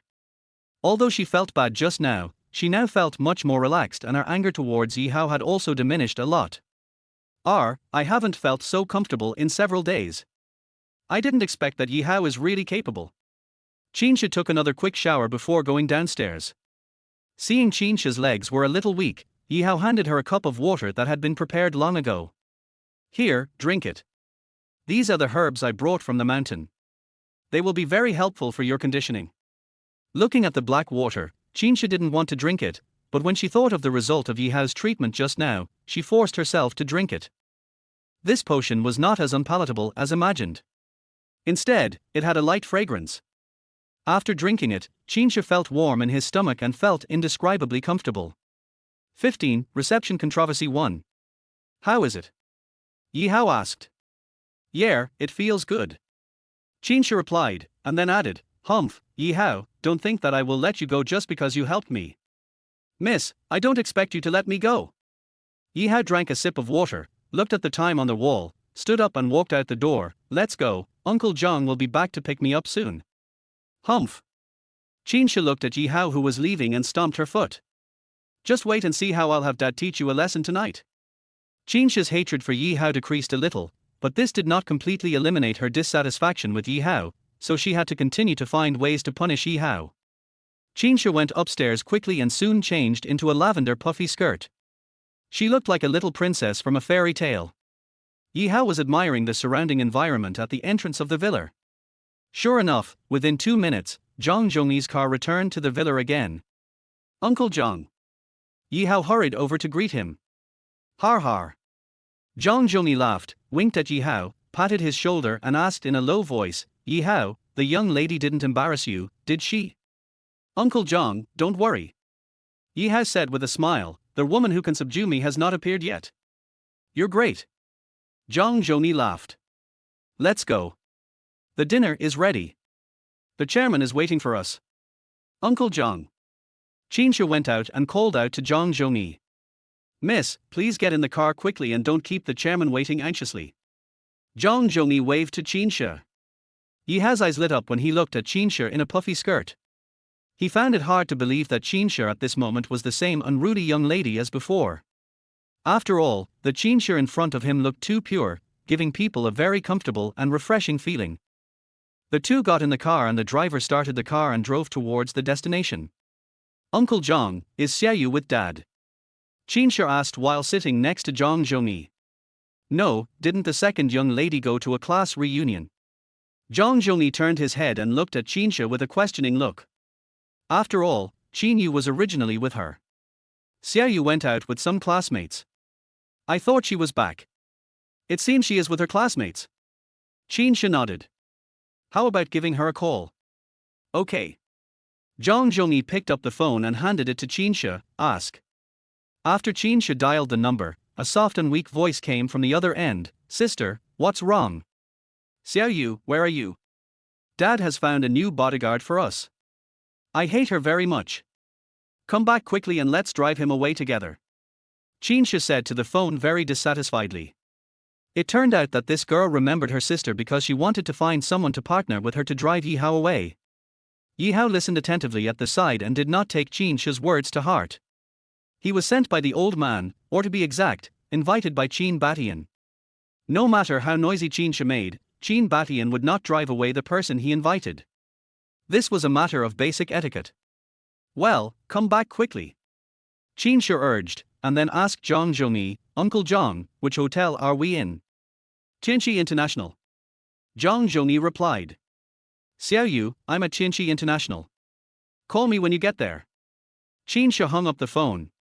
After hanging up the phone, she looked at Yi Hao with a smug look on her face, but Yi Hao didn't even look at her. He crossed his legs and hummed an unknown tune. HMPH, let's see how long you can be so proud. Qinsha snorted coldly at Yi Hao, muttering to himself in his heart.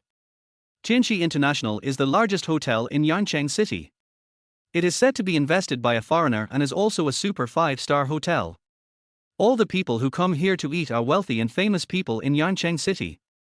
Sitting in the car, Yi Hao saw a few large golden words from a distant Tianqi International. Even for a meal we have to come to such a high-end place. Yi Hao sighed in his heart, and couldn't help but look down on the lives of rich people like Qinsha and her friends. It's really arrogant to have so much money. Dear distinguished guests, please come in. As the elevator door opened, the etiquette ladies nodded and smiled at Zhang Zhongyi and his companions. Room number 1. Zhang Zhongyi nodded to several etiquette ladies. Several etiquette ladies led the way in front, and everyone walked towards number 1 Tianzi.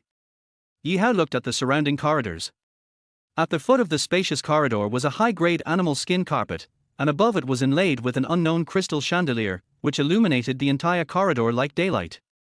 Faint classical melodies echoed around, giving people a full enjoyment both for the eyes and ears. The door of Tianzi number 1 was opened. Qin Batian stood up from his seat and looked at Zhang Zhongyi, Yi Hao and Qinsha at the door. He laughed and said, You are all here. Come in quickly. Chairman. Zhang Zhongyi shouted. Uncle Qin, I'm Yi Hao. Yi Hao stepped forward and greeted Qin Batian. The Qin Batian in front of him was intimidating without even getting angry. He was wearing a light blue shirt with a beige tie, khaki casual pants and black leather shoes. He looked very capable. Har har. Yi Hao, the safety of my two daughters will all depend on you from now on. Qin Batian smiled, patted Yi Hao on the shoulder, and said, I admire Mr. Yi very much. Uncle Qin, don't worry. Leave the eldest and second young ladies to me. I will ensure their safety. Yi Hao patted his chest. 16. Reception controversy. Dad, I don't want this person to be my bodyguard. Qin Shi interrupted quickly, showing dissatisfaction. Shusha, I had a lot of trouble to hire Yi Hao. It would be extremely difficult to find a better bodyguard than him. Qin Batian said and invited Yi Hao into the room. Qin Shi stamped her feet to express her dissatisfaction. Her eyes rolled around, and no one knew what evil ideas she was thinking. After entering the room, Yi Hao couldn't help but think, what's there to admire about this old man? He hasn't taken a bath for 3 years, not to mention his feet. Apart from his superb medical skills and good kung fu, is there anything else worthy of admiration? Yi Hao thought so in his heart, but he didn't say it out loud, otherwise Qin Batian would definitely be surprised. However, Yi Hao still asked, Uncle Qin, how did you and my grandfather know each other? Mr. Yi and my father have been friends for many years. Qin Batian explained briefly, without saying much on this issue, and then ordered the waiter beside him, prepare the food. Yes. The waiter went down respectfully. Yi Hao, I plan to arrange an identity for you as a student and go to school with Shisha and Tong Tong, so that you can stay with them all the time. Qin Batian briefly told Yi Hao about his arrangements. Uncle Qin, everything is up to you. Yi Hao didn't have much opinion on Qin Batian's arrangement. On the one hand, it was right for him to spend other people's money to do things for them, and on the other hand, this was the task assigned to him by the old man. No, I strongly oppose it. Qin Shi's voice rose several decibels. She looked at Qin Batian with red eyes and said aggrievedly, Dad, you don't know that this person has bullied me several times. I will never let him be my bodyguard no matter what I say. Oh. Qin Batian was surprised after hearing Qin Shi's words and asked, Shisha, Yi Hao just came. In less than a day, tell Daddy how he bullied you. He. Qin Shi's brain short-circuited as soon as she opened her mouth. Yi Hao did confront her head on, but if he talked about things that offended her, it seemed like he was just kicking a hole in her car. He kicked my car. Qin Shi said angrily. Dad will buy you a new one. Qin Batian had a smile on his face. He knew his eldest daughter's temper very well. Really? Qin Shi's eyes lit up when she heard this. Dad, are you really going to buy me a new one? Of course. Qin Batian smiled, as long as you no longer object to Yi Hao being your bodyguard. No. Qin Shi quickly turned her head to the side, glancing at the door from time to time, as if waiting for someone. Qin Batian shook his head and said no more. At this time, the door was pushed open and a waiter came in with a food cart. In less than a moment, the huge table was filled with delicacies from land and sea. Oh my God! Yi Hao's eyes widened. The delicacies in front of him were definitely the first time he had seen them. He couldn't help swallowing his saliva and resisted the urge to rush forward. Yi Hao, this meal is to welcome you. I've been quite busy lately and don't have much time. It's old Zhang who will pick you up. I hope you can understand this. Qin Batian smiled at Yi Hao. Uncle Qin, you're joking. Uncle Zhang has already given me face by picking me up. Yi Hao shook his head and smiled. This is the best meal I've ever had in my life. Har har. Qin Batian laughed when he heard that. Well, let's not talk any more and eat.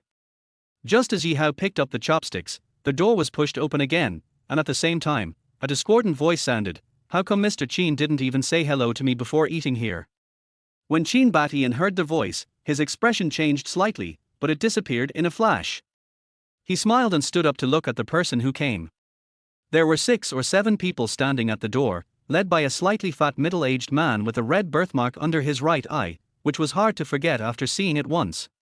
Next to him stood a tall blonde young man with light blue eyes that looked a little weird. Har har. Qin Batian laughed. I just came here to have a meal, how could I trouble Director Wang? Yi Hao glanced casually at the blonde man and ignored him. He picked up his chopsticks and started eating. As for the people around him, he was too lazy to pay attention to them. Mr. Chin, you are being too polite. I am the second largest shareholder of Chinchi International. You came here to eat without saying hello to me in advance and letting me in to show my hospitality. Aren't you being disrespectful to me? Wang Kuei-sheng looked at Qin Batian, his fat face trembling, just like Jing Butcher in Water Margin. Qin Baishan's expression changed slightly, and he asked, "Is Director Wang here to cause trouble?" He could already tell that Wang Kuei-sheng was coming for him, because the cooperation talks between the two companies broke down yesterday. Qin Batian had always felt that he had not handled the matter well enough and was worried, but he did not expect Wang Kuei-sheng to come to him at this time. Since Director Qin has already torn his face, I won't waste any more words. Wang Kuei-sheng sneered, "Since Director Qin is unwilling to cooperate with us, then our Chinchi International does not welcome you either." Wang Kuei-sheng was ordering Qin Batian to leave, but Qin Batian showed a mocking look and said with a smile, "Wang Kuei-sheng, you seem to have forgotten your identity." "What did you say?" Wang Kuei-sheng's face changed drastically when he heard that. "I said you forgot your identity." Qin Batian snorted coldly, with anger on his face. "Charles is qualified to talk to me here, who do you think you are?" 17. Falling out. Now that they have fallen out, there is no need for Qin Batian to be polite to Wang Kuei-sheng anymore. Wang Kuei-sheng is indeed the second largest shareholder of Chinchi International, but he will always be the second largest shareholder. With his current financial resources, material resources and status, he is far from enough to challenge Qin Batian. He. Wang Kuei-sheng showed a sinister look, and the birthmark on his face trembled as he laughed, as if indicating something. Qin Batian looked at Wang Xingkui, who had a ferocious look on his face, and had a vague bad feeling in his heart. "Qin Batian, do you really think you are the boss in Yarncheng?" Wang Kuei-sheng stared at Qin Batian with a disdainful tone. "You are too ignorant. To tell you the truth, Charles's intention is that I came here today." Qin Batian frowned, thinking about something in his mind. What does Charles mean? What do you mean? Wang Kuei-sheng laughed, a look of regret in his eyes, and shook his head and sighed. "Mr. Charles means that Mr. Qin should stay here forever. Doesn't Mr. Qin understand yet?" "Wang Kuei-sheng, you are actually working as a running dog for foreigners." Zhang Zhongyi suddenly interjected. "Zhang Zhongyi, aren't you also Qin Baishan's lackey?" Wang Kuei-sheng didn't take Zhang Zhongyi's ridicule to heart at all, and then said, "As long as Qin Batian is eliminated, Mr. Charles will find ways to transfer his business to mine. By then, I, Wang Kuei-sheng, will be the #1 businessman in Yancheng City. Damn it, there are flies buzzing around while I'm eating, it's so annoying." Yi Hao had just eaten a chicken leg and was mumbling incoherently, looking very dissatisfied. Yi Hao's voice was very loud, so everyone could hear it clearly, and of course they also understood who the fly he was talking about was. "Boy, who are you?"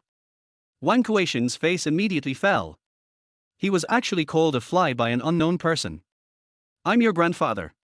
Yi Hao held a toothpick in his mouth, squinted at Wang Kuei-sheng, and then exclaimed in surprise, "Damn, it turns out to be a fat fly that ate too much." Qin Baishan's heart moved, but he did not speak to stop Yi Hao. Since Yi Hao had stood up at this time, it meant that he wanted to intervene. This was his chance to show his ability. "You?" Wang Kuei-sheng was about to speak, but was interrupted by Yi Hao. "You are so fat, your brain must be on your butt. Grandpa will help you lose weight." Yi Hao smiled and the toothpick in his mouth shot towards Wang Kuei-sheng as fast as lightning. The small toothpick hit his right cheek accurately. "Arr!"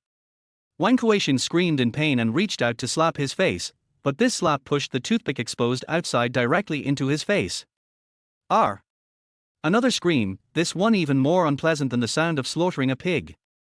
When Qinsha heard Yi Hao say that his brain was on his butt, he remembered that he had said the same thing to her.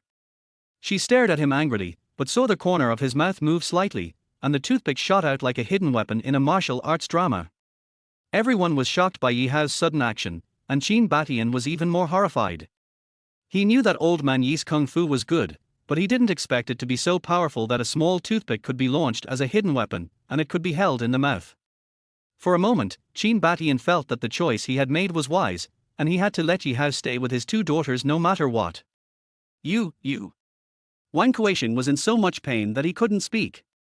Whenever he moved his tongue, it would touch the toothpick that was stuck in his mouth, so his face was filled with pain and anger. "Fuck! The blonde foreigner standing next to Wang Kuei-sheng blurted out in English, his light blue eyes showing anger. "Fuck you." Yi Hao rolled his eyes at the blonde man. He always felt that there was a faint chill from this man. However, it was far inferior to the ice dragon energy in his Xianlong Ju. This could be seen from the ice explosion he used to punish Qinsha. Yi Hao's Xianlong Ju is a very peculiar kung fu. Xianlong Ju has a total of 5 parts.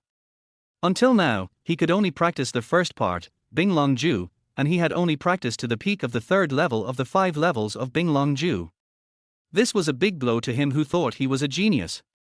However, the old man told him that each level of the Xianlong Ju was a qualitative change, and he could only proceed step by step without taking shortcuts. Yi Hao no longer paid any attention to him and just let everything take its course. The blonde, blue-eyed foreign man stepped forward and stood in front of Wang Kuei-sheng, staring at Yi Hao.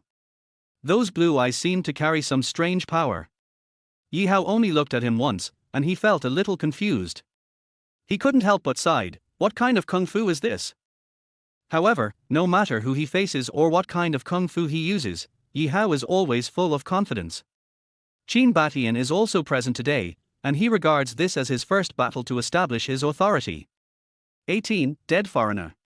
Qin Batian saw Yi Hao confronting the blonde, blue-eyed foreigner, and hurriedly stood beside Yi Hao and whispered, "Yi Hao, this guy is not easy to mess with, his kung fu is very strong." "Uncle Qin, don't worry." Yi Hao gave Qin Batian a reassuring look. Qin Batian didn't say anything more. Qinsha next to him looked at Yi Hao with a complicated expression. She was not a 3-year-old child, so of course she understood what was happening. "Foreign devil, what are you standing there for? If you want to take action, do it quickly." Yi Hao was a little dissatisfied. The blonde-haired, blue-eyed foreigner just stared at him. Didn't he realize that it didn't have much impact on Yi Hao? "Jinla, kill him." Wang Kuei-sheng finally squeezed out a sentence. Jinla glanced at Wang Kuei-sheng coldly and said, "Waste." Wang Kuei-sheng trembled, looking at those blue eyes without refutation. Yi Hao reached out and grabbed another piece of elbow, casually stuffed it into his mouth and chewed it, not taking Jinla seriously at all, as if Jinla was not worth mentioning in his eyes. Jinla saw Yi Hao's figure in his blue eyes. He took another step forward and spoke in standard Chinese, "Boy, I want to challenge you. If you want to fight, just fight. Why are you dithering?" Yi Hao sat on the chair and never got up from the beginning to the end. "You foreign devils are so talkative." After saying that, another toothpick in Yi Hao's mouth shot out again, but this time the target was not Wang Kuei-sheng, but Jinla. When Jinla saw Yi Hao taking action, he shook his body slightly and avoided the attack of the toothpick. "R!" Another scream. Jinla dodged, but Wang Kuei-sheng behind him did not, so the toothpick naturally pierced the other half of his cheek. Wang Kuei-sheng was scared. He had to quickly hide behind him. He didn't know how many toothpicks he would eat if he stood there any longer. Not bad. Seeing Jinla dodge, Yi Hao grinned and smiled. He reached over the toothpick holder on the table, poured out dozens of toothpicks, and fiddled with them in his hands. "Try this toothpick of mine." Yi Hao twisted a toothpick in his hand with a standard movement of pinching a silver needle. As soon as he finished speaking, his hand was as fast as lightning, and the toothpick flew out of his hand quickly, aiming directly at Jinla's face. This time the toothpick was twice as fast as before. Jinla's face changed slightly and he quickly turned his head to the side, but the toothpick stuck to his left cheek, leaving a long red mark on his fair face. Jinla was finally moved. His speed was already very fast, but the toothpicks in Yi Hao's hand were even faster. The simple 2 toothpicks already gave him a bad feeling in his heart, especially when he saw so many toothpicks in Yi Hao's hand. "Oh." Yi Hao showed a look of regret, "You dodged it again, what a failure." As soon as these words came out, the faces of Qin Batian, Zhang Zhongyi and others changed several times, and they couldn't help but mutter in their hearts, "Boy, you forced me to dodge with just 2 toothpicks, and you're still not satisfied." Jinla knew that if he didn't get close to Yi Hao, he would have no chance to attack, so after Yi Hao shot out the toothpick, he seized the opportunity and rushed towards Yi Hao. He. Yi Hao laughed dryly, "It's a good idea to want to attack at close range, but you are thinking too much." With a slight shake of his right hand, 3 toothpicks attacked at the same time, attacking Jinla from the top, middle and bottom, almost blocking his entire body.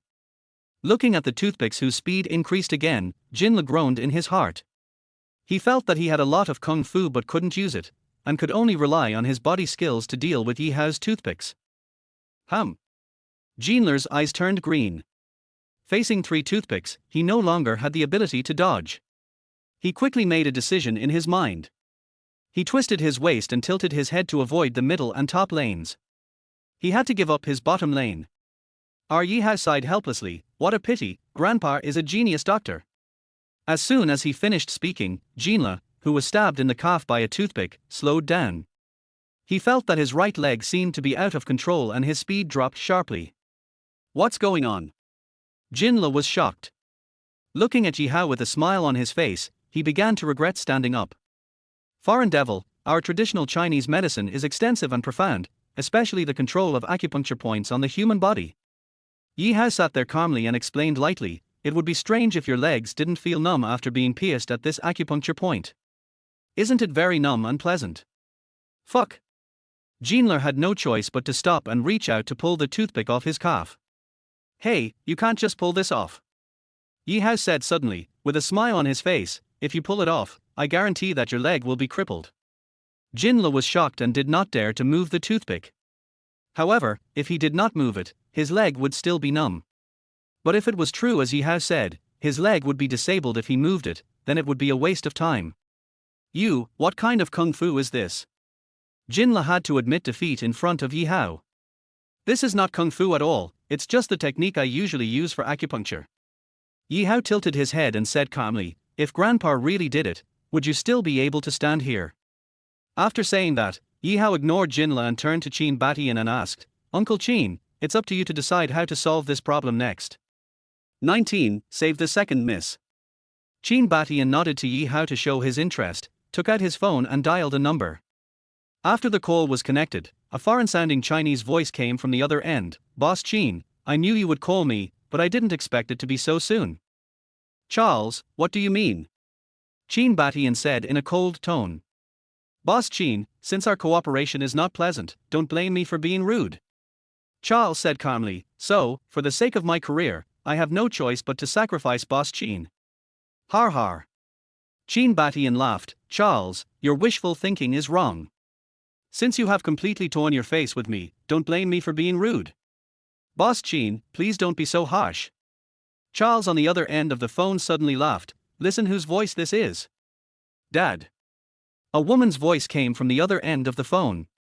When Qin Batian heard this voice, his face turned pale instantly and he almost dropped the phone in his hand. Yi Hao, who was standing next to him, naturally also heard the conversation on the phone. When he heard the word "dad," he couldn't help but frowned. Damn foreigners, they actually use such dirty tricks. Yi Hao cursed in his heart. "Tong Tong." Qin Batian called out to Qin Yu, but Qin Yu's voice could no longer be heard from the other end. "Mr. Qin, I'll give you 3 hours to transfer all the company shares in your hands to my name and send them to Lishui Wharf. Otherwise, your daughter is really beautiful." After saying that, Charles hung up the phone without waiting for Qin Batian to speak. "Hello, hello, hello." Qin Batian shouted twice hurriedly, but all he heard was a series of blind beeps. "Your second daughter is in the hands of the boss." Har har. Jinle suddenly laughed, looking very proud. "The boss is wise, he has already thought of a good move." As soon as Jinle finished speaking, he let out a howl. A toothpick faster than any previous one shot directly into his mouth and pierced his tonsils, causing him to scream and then dared not make any more sound. "You're so long-winded." Yi Hao's face darkened. "So what if your boss arrested the second miss? Aren't you still in our hands?" After hearing this, Jinle stammered and could not make a sound. With a look of pain in his blue eyes, "It would be a very happy thing to torture you before rescuing the second young lady." After saying that, Zhang Mao swung the toothpicks in his hand towards Jinle. Suddenly, Jinle's whole body was covered with toothpicks, like a hedgehog. "Uncle Qin, don't worry." Yi Hao clapped his hands, stood up and looked at Qin Batian whose face was pale. "Charles, that bastard, actually kidnapped Tong Tong to threaten me." Qin Batian's face turned pale with anger, and his body trembled uncontrollably. It seemed that Qinsha and Qin Yu were indeed the only weaknesses of Qin Batian, the business tycoon.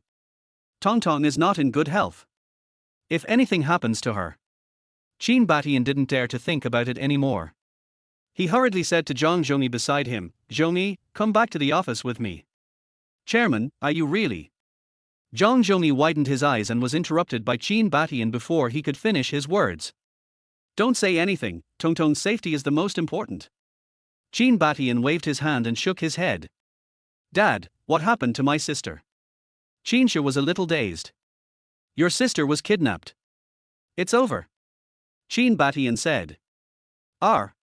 Qinsha exclaimed, then let's call the police. Miss, do you think calling the police will work for this kind of thing? Yi Hao rolled his eyes at Qinsha. Since the other party dared to kidnap Qin Yu, it meant that they were fully confident. Either they had already established relations with the police, or they had a bigger backer. If I don't call the police, will I call you? Qinsha glared at Yi Hao. Uncle Qin, don't worry. I will bring the second young lady back in good condition within 3 hours. Yi Hao nodded. He didn't argue with Qinsha at this time.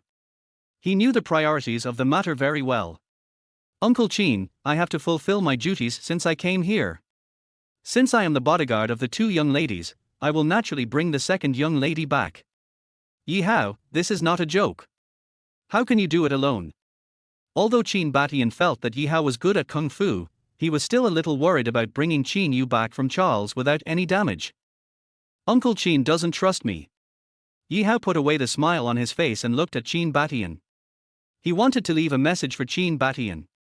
Qin Batian looked at Yi Hao's eyes for a full 10 seconds before nodding solemnly, patting Yi Hao on the shoulder and asking, Yi Hao, Tongtong's comfort is in your hands. Har har. Yi Hao laughed, with a hint of coldness in his eyes. If they kidnap my employer, I will naturally make them pay the price they deserve. Uncle Qin, where is the Lai Shui wharf?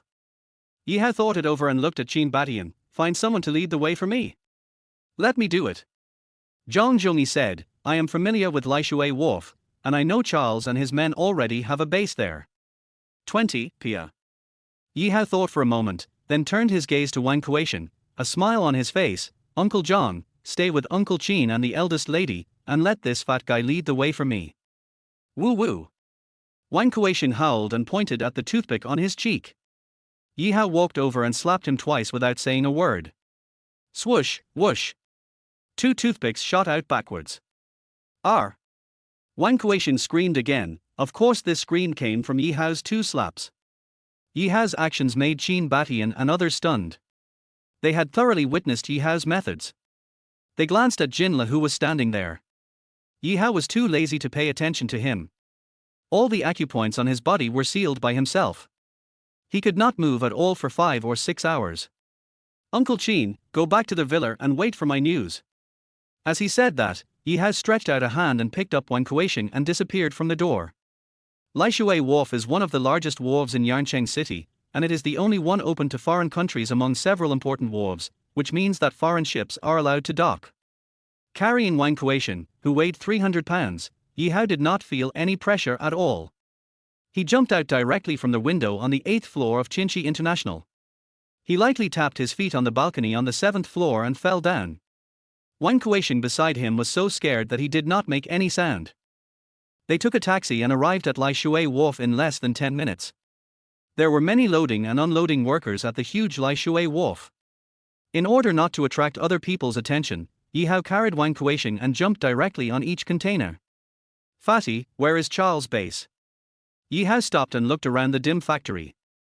In the east, the 3rd factory building in the east. Wang Kueishan was so frightened that he had difficulty speaking. Just stay here obediently. Yi Hao hit Wang Kueishan hard on the neck, making him faint. He found a container and threw him in it, then headed towards the factory that Wang Kueishan mentioned. At this time, in a factory, 3 foreigners were surrounding a beautiful girl. In addition, there were a dozen bodyguards in suits guarding the door. The girl had a delicate face, but looked a little sick. Facing the 3 foreigners, she did not panic at all.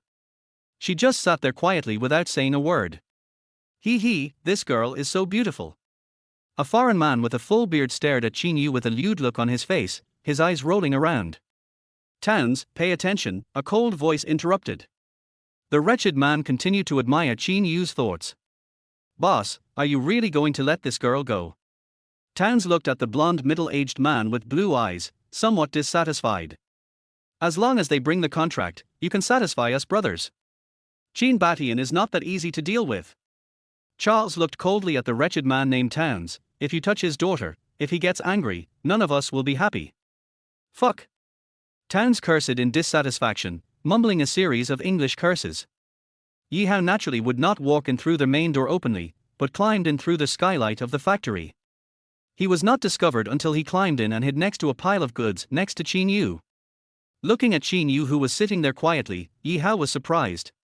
That face looked exactly like Qin Shi's, as if they were carved from the same mold. Besides, Qin Yu's figure was also first-rate, with all her curves well developed, which was perfect for Yi Hao's taste. Observing from the side, Yi Hao looked at Qin Yu's slightly sickly face, and his heart tightened. He felt a little distressed.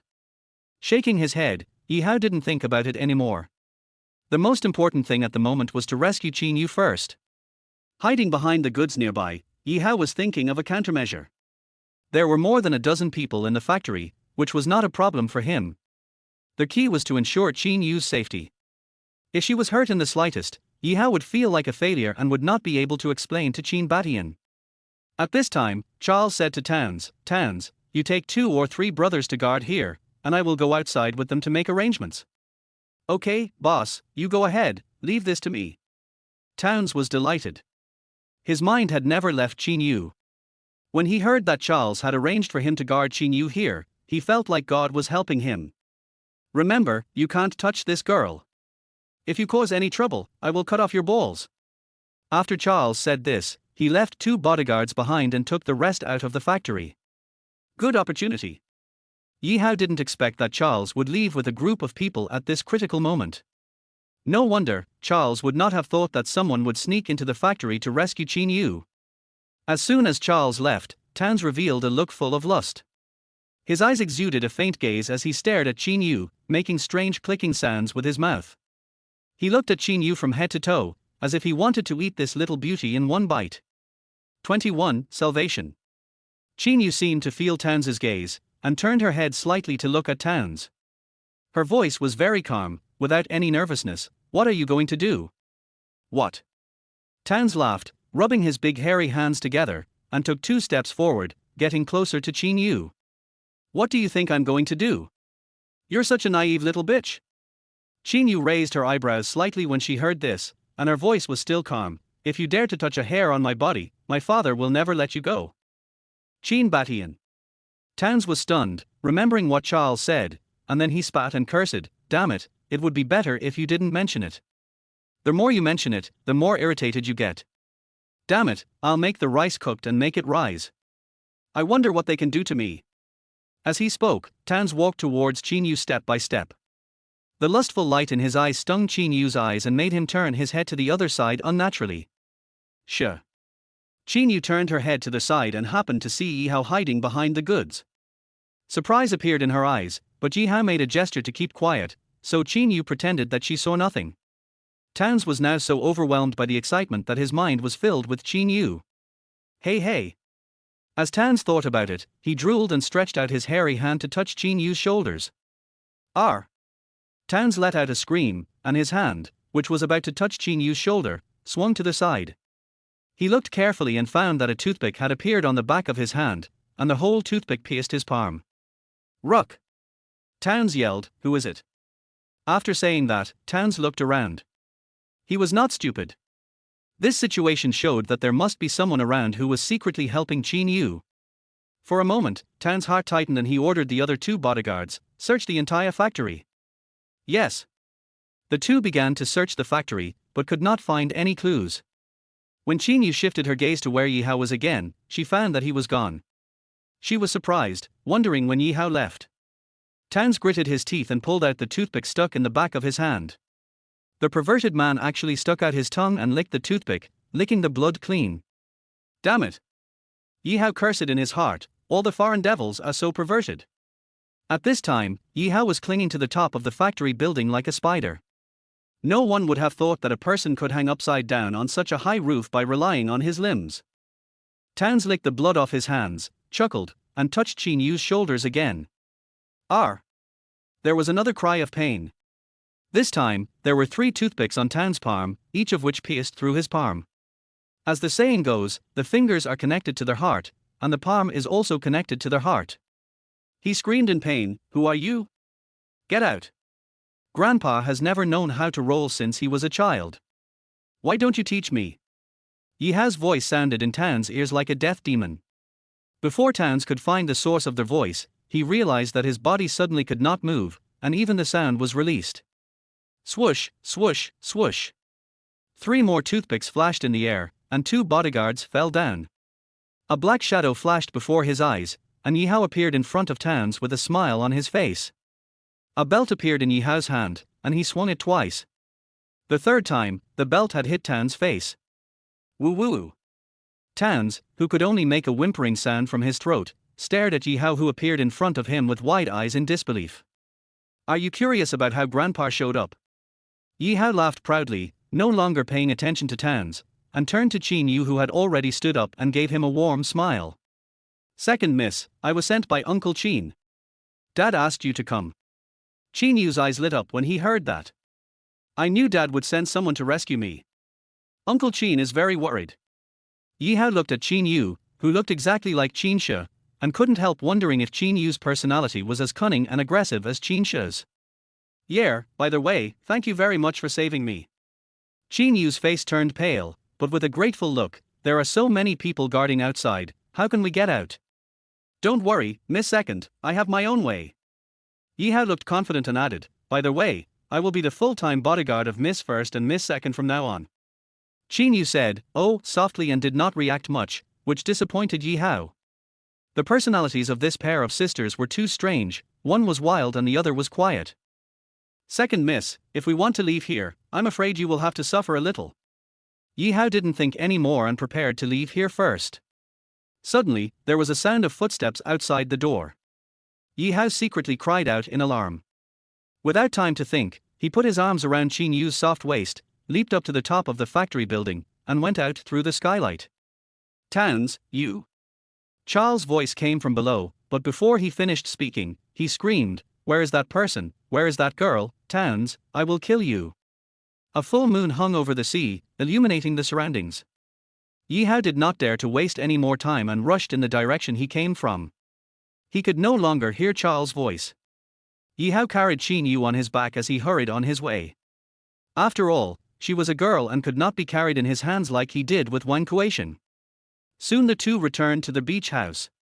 Nearly 2 hours had passed, and Qin Batian, Zhang Zhongyi and Qin Shi still hadn't seen Yihao come back. They were anxious, and Qin Batian was pacing back and forth in the room anxiously.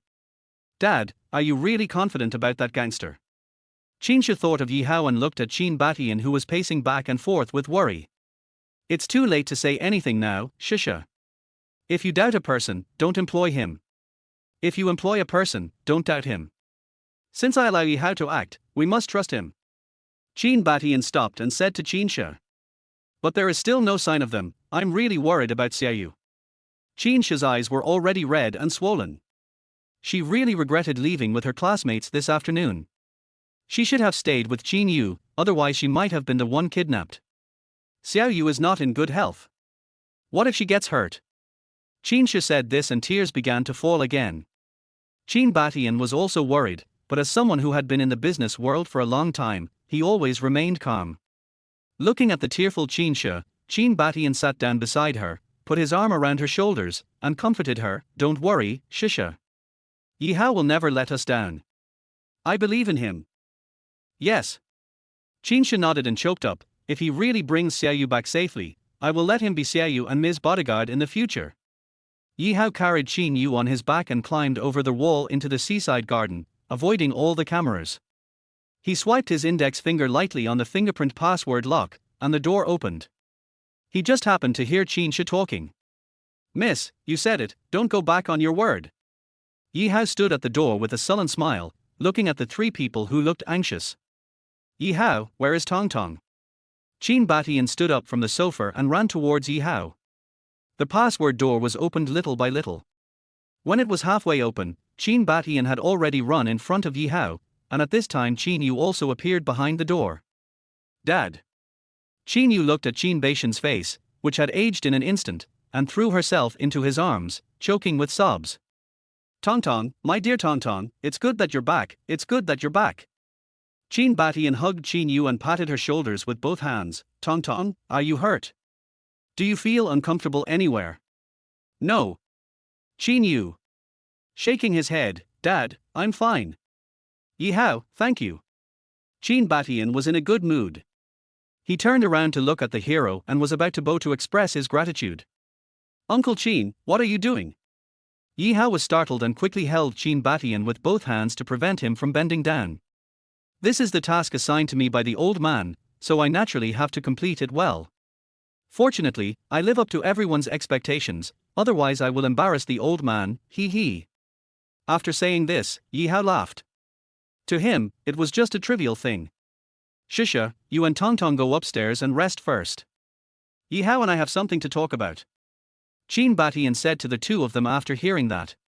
Chin Sha and Chin Yu went upstairs, and Chin Batian then asked Yi Hao what had happened. Yi Hao simply told Chin Batian what happened.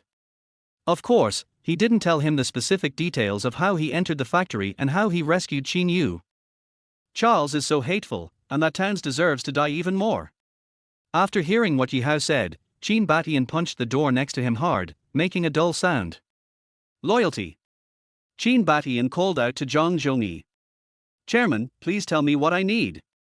Zhang Zhongyi has been with Chin Batian for many years and has some guesses about Chin Batian's actions. Give orders immediately. The board meeting will be held in half an hour. Anyone who is late will no longer have to come to work. Chin Batian said to Zhang Zhongyi. Also, call all the major shopping malls and the goods suppliers in Yancheng City to cut off all the supply of Qinchi International and prepare to purchase it within a week. Yes.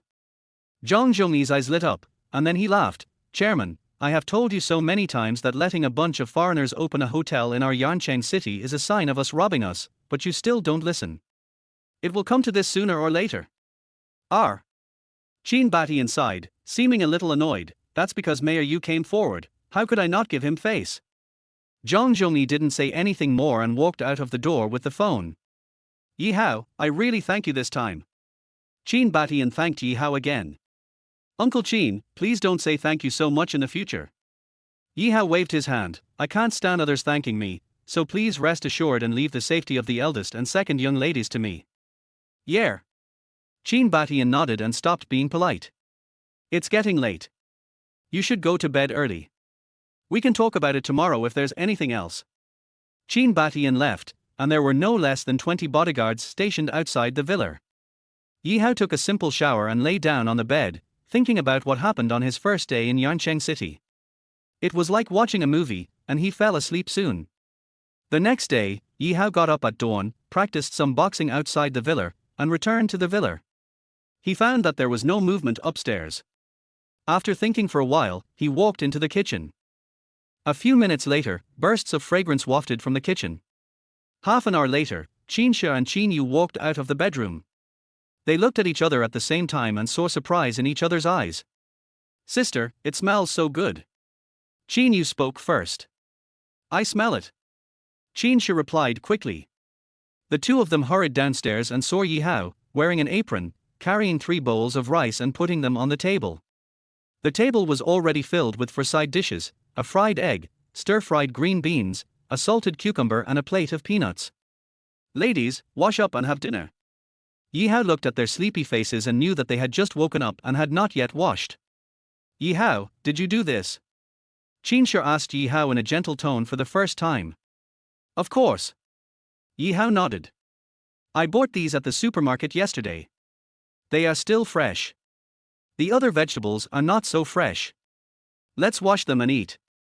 22. Perfect breakfast. A few minutes later, Chin Sha and Chin Yu finished washing up, and they sat down at the dining table impatiently.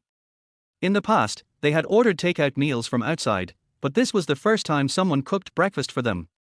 The two little girls seemed a little uncomfortable, but they were full of expectations.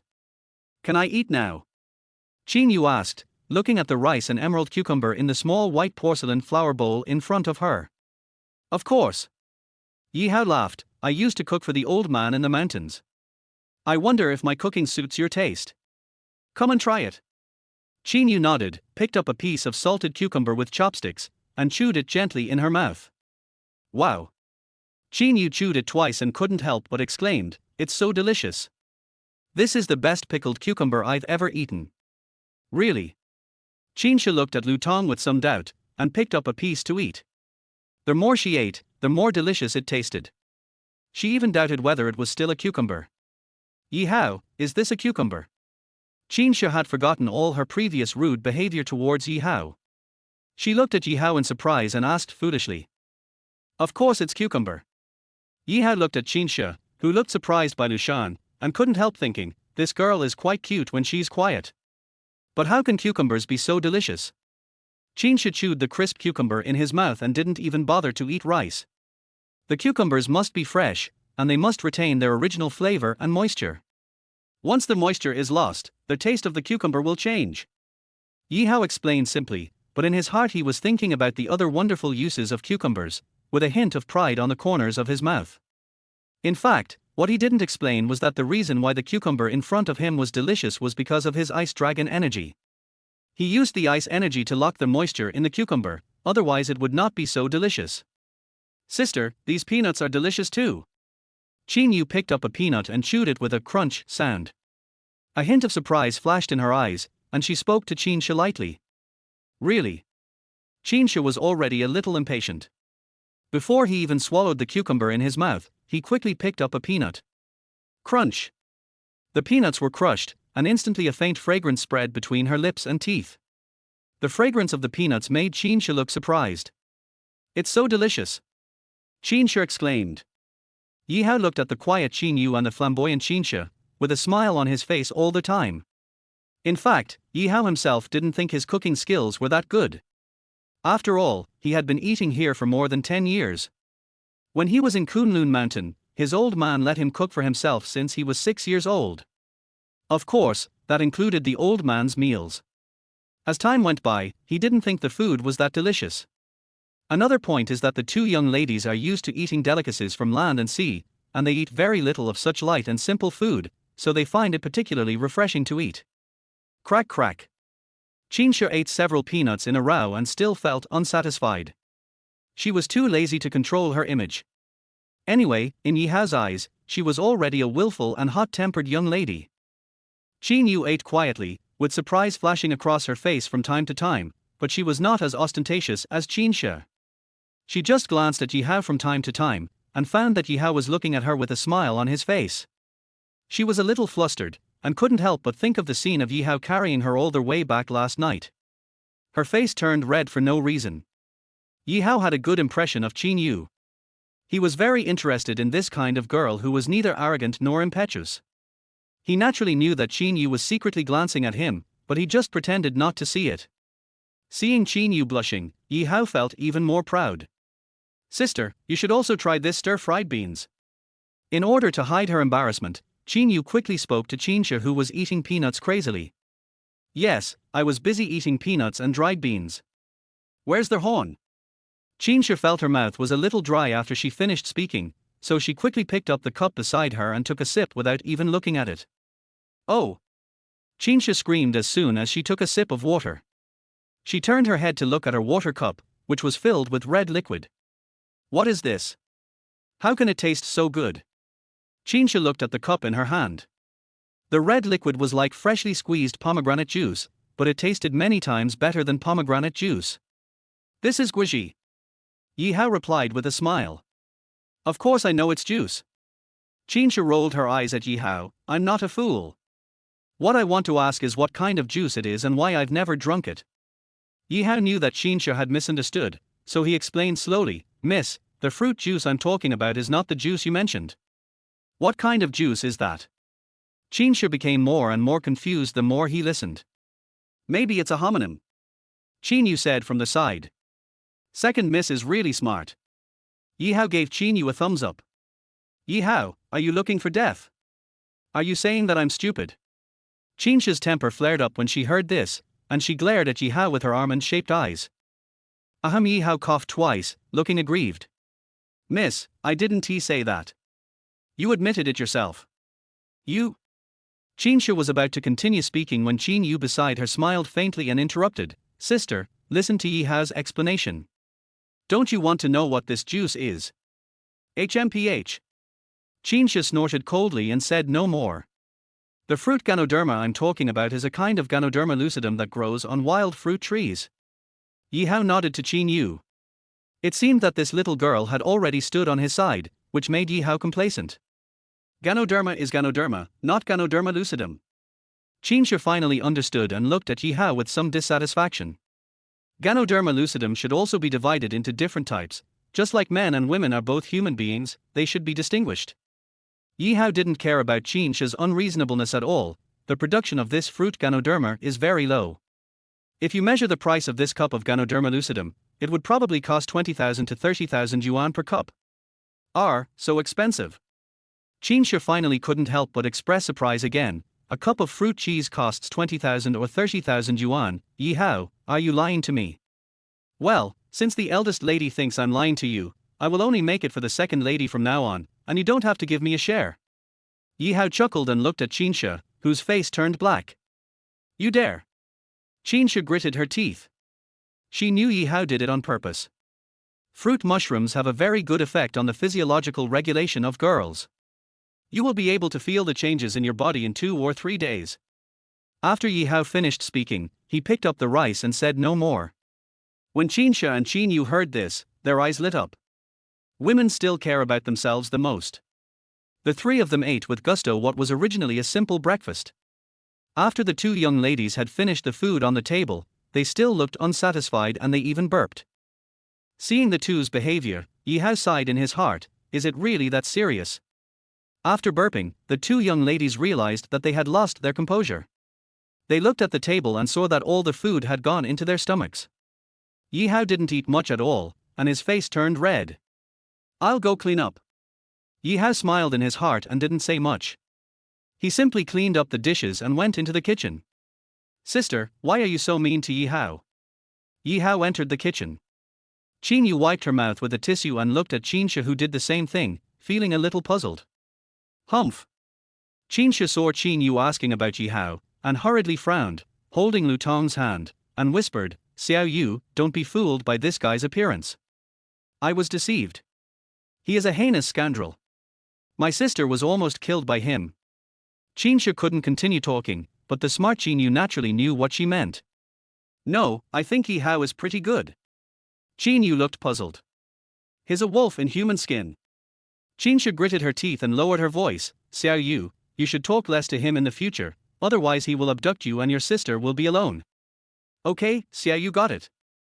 Qin Yu nodded. Okay, let's not talk about him anymore.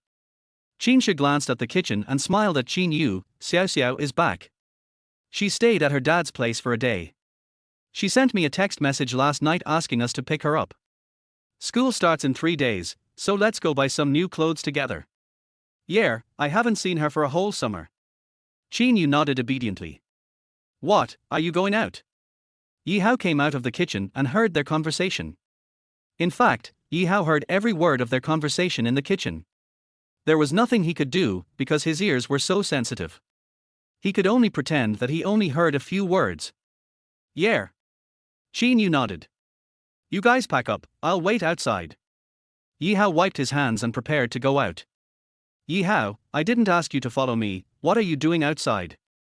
Chinsha said unhappily when she heard that Yi Hao was going to follow her. Miss, do you want what happened last night to happen again? Yi Hao glanced at Chinsha coldly. There were some things he couldn't control, even though she was the eldest lady. You? Chinsha was frightened by Yi Hao's gaze, but couldn't utter a word. Sister, let's go upstairs and change clothes. It's better to have Yi Hao follow us than a group of bodyguards sent by Dad. Qin Yu took the arm of Chinsha, who was on the verge of going berserk, and walked upstairs. What a willful girl. Yi Hao shook his head and left the villa. Uncle Zhang, the eldest and second young ladies are going out. Don't worry, I'll stay with them. Yi Hao left the villa and called Zhang Zhongyi. After seeing Yi Hao's skills, Zhang Zhongyi no longer had any doubts. If something happened to Yi Hao even with him around, then he could not rely on the other bodyguards. After hanging up the phone, Yi Hao looked at the bodyguards around him and couldn't help thinking, they were here last night. Didn't they take a rest? Shaking his head, Yi Hao didn't ask any more questions. After all, this was not within his job scope. 20 minutes later, the two young ladies walked out of the villa arm in arm. Qinsha was still wearing the light purple puffy skirt, while Qinyu was wearing a beige puffy skirt. The two beauties walking together were more beautiful than princesses in fairy tales. Yi Hao couldn't help but widen his eyes, his gaze constantly scanning Qinsha and Qinyu, and he was amazed in his heart. The old man really arranged a happy and carefree career for me. Yi Hao was in high spirits as he saw the two men's energetic faces. He couldn't help but look at Qinyu's face again. Such an energetic face seemed a little sick. It's not that Yi Hao didn't start treating Qinyu, but he was still observing her and adding some Chinese herbs to her breakfast as a way to regulate her body, and he was going to start at a decisive time. Yi Hao, my car can only seat 2 people. Qinsha said to Yi Hao coldly. Then I'll be the trunk. Yi Hao looked relaxed. He was not interested in the car and it didn't matter where he Saturday. Qinyu laughed when he heard it, and Qinsha's expression also eased a little. Sister, my car can seat for 5 people. Qinyu pulled Qinsha's clothes and smiled at her. Xiaoyu, you are so kind. Qinsha had no choice but to take the key and drive out another car in the garage. 23. Shortsighted. This is a white Porsche Panamera. Although Yi Hao is not very interested in cars, his eyes are also attracted by this car. This car is so cool. I'll get one to play with someday. Yi Hao thought to himself. Let's go, get in the car. Qinsha's voice came from the car. Qinyu sat naturally next to Qinsha, while Yi Hao sat in the back row. The car roared out of the seaside garden and headed towards their destination. Sister, where is Xiao Xiao waiting for us? Qinyu asked while sitting in the passenger seat. In Century Department Store. Qinsha replied, I don't know how Xiao Xiao came up with this idea. Going to Century Department Store, there are only cheap goods stalls there. What's so good about it? Sister, Century Department Store is pretty good. There are many more things in it than in Blue Xiqianmore, and there are also many small gadgets. It's pretty good. Qinyu said with a giggle. Okay, whatever you say is fine. It can be seen that Qinsha dotes on her sister very much. The Porsche Panamera whizzed past on the road, naturally attracting many envious and jealous glances. After about half an hour, it entered the downtown area and the speed of the car slowly slowed down. Another 10 minutes passed, and the car finally drove into an underground parking lot. The appearance of this luxurious car in the underground parking lot of Century Department Store naturally caused a lot of sighs, and everyone was whispering about which rich person actually came here to buy things. The 3 of them got out of the car, ignoring everyone's gazes, and prepared to go upstairs after leaving the parking lot. At this time, a surprised voice came from behind. Qinyu. Ho. Qinyu was a little surprised that someone would call her. The 3 of them turned around quickly. Not far away was a young man with dyed yellow hair. He was quite sturdy, and a tattoo could be vaguely seen on his collarbone. When he saw Qinyu turning around, his eyes were bright, but he looked quite ruffian. In addition, behind the little yellow-haired boy were 3 boys dressed similarly, a fat boy, a thin boy with a pointed chin and a monkey-like face, and a bald boy with pockmarks all over his face. Yi Hao's first impression of these 4 people was that they were weird, and he couldn't help but wonder, how did these 4 people get together? After Qinyu turned around and saw who it was, her expression didn't change much. Jing Jianyan, I didn't expect to meet you here. I have something else to do, so I'll leave first. Qinyu said it very politely. Qinyu, why are you leaving just like that? We haven't seen each other for a whole summer. After all, we are from the same school. You have to give me some face. Jing Jianyan walked towards the 3 people with a smile, and his 3 followers followed closely behind him. Jing Jianyan, my sister just doesn't want to see you, and you really take yourself seriously. Qinsha's temper was not as gentle as Qinyu's, and she cursed directly. Miss, you still have this temper. When will you learn from Qinyu? The boys chasing you will definitely line up to the Great Wall. Jing Jianyan curled his lips and didn't take Qinsha's words to heart. What a blind guy. Yi Hao thought to himself. He had already seen that Qinyu really didn't like Jing Jianyan, and was just being polite and euphemistic. You are so shameless. Qinsha yelled, don't think you can mess with us just because your father is a nouveau riche. What did you say? Jing Jianyan's face turned cold. He didn't like people talking about him. He was a nouveau riche. He glared at Qinsha and snorted. Then he turned his gaze to Qin Yu, put on a smile, and said flatteringly, "Qin Yu, how about I buy you a cup of coffee?" "Sorry, I'm not interested." Qin Yu refused. "Qin Yu, I've been pursuing you for 2 years. Don't you even give me a chance to have a cup of coffee?" Zheng Jinin's face turned ugly and his tone became a little fierce when he saw Qin Yu's refusal. "Zheng Jianyin, liking someone is a mutual thing. I really have no interest in you." Qin Yu's tone did not fluctuate much.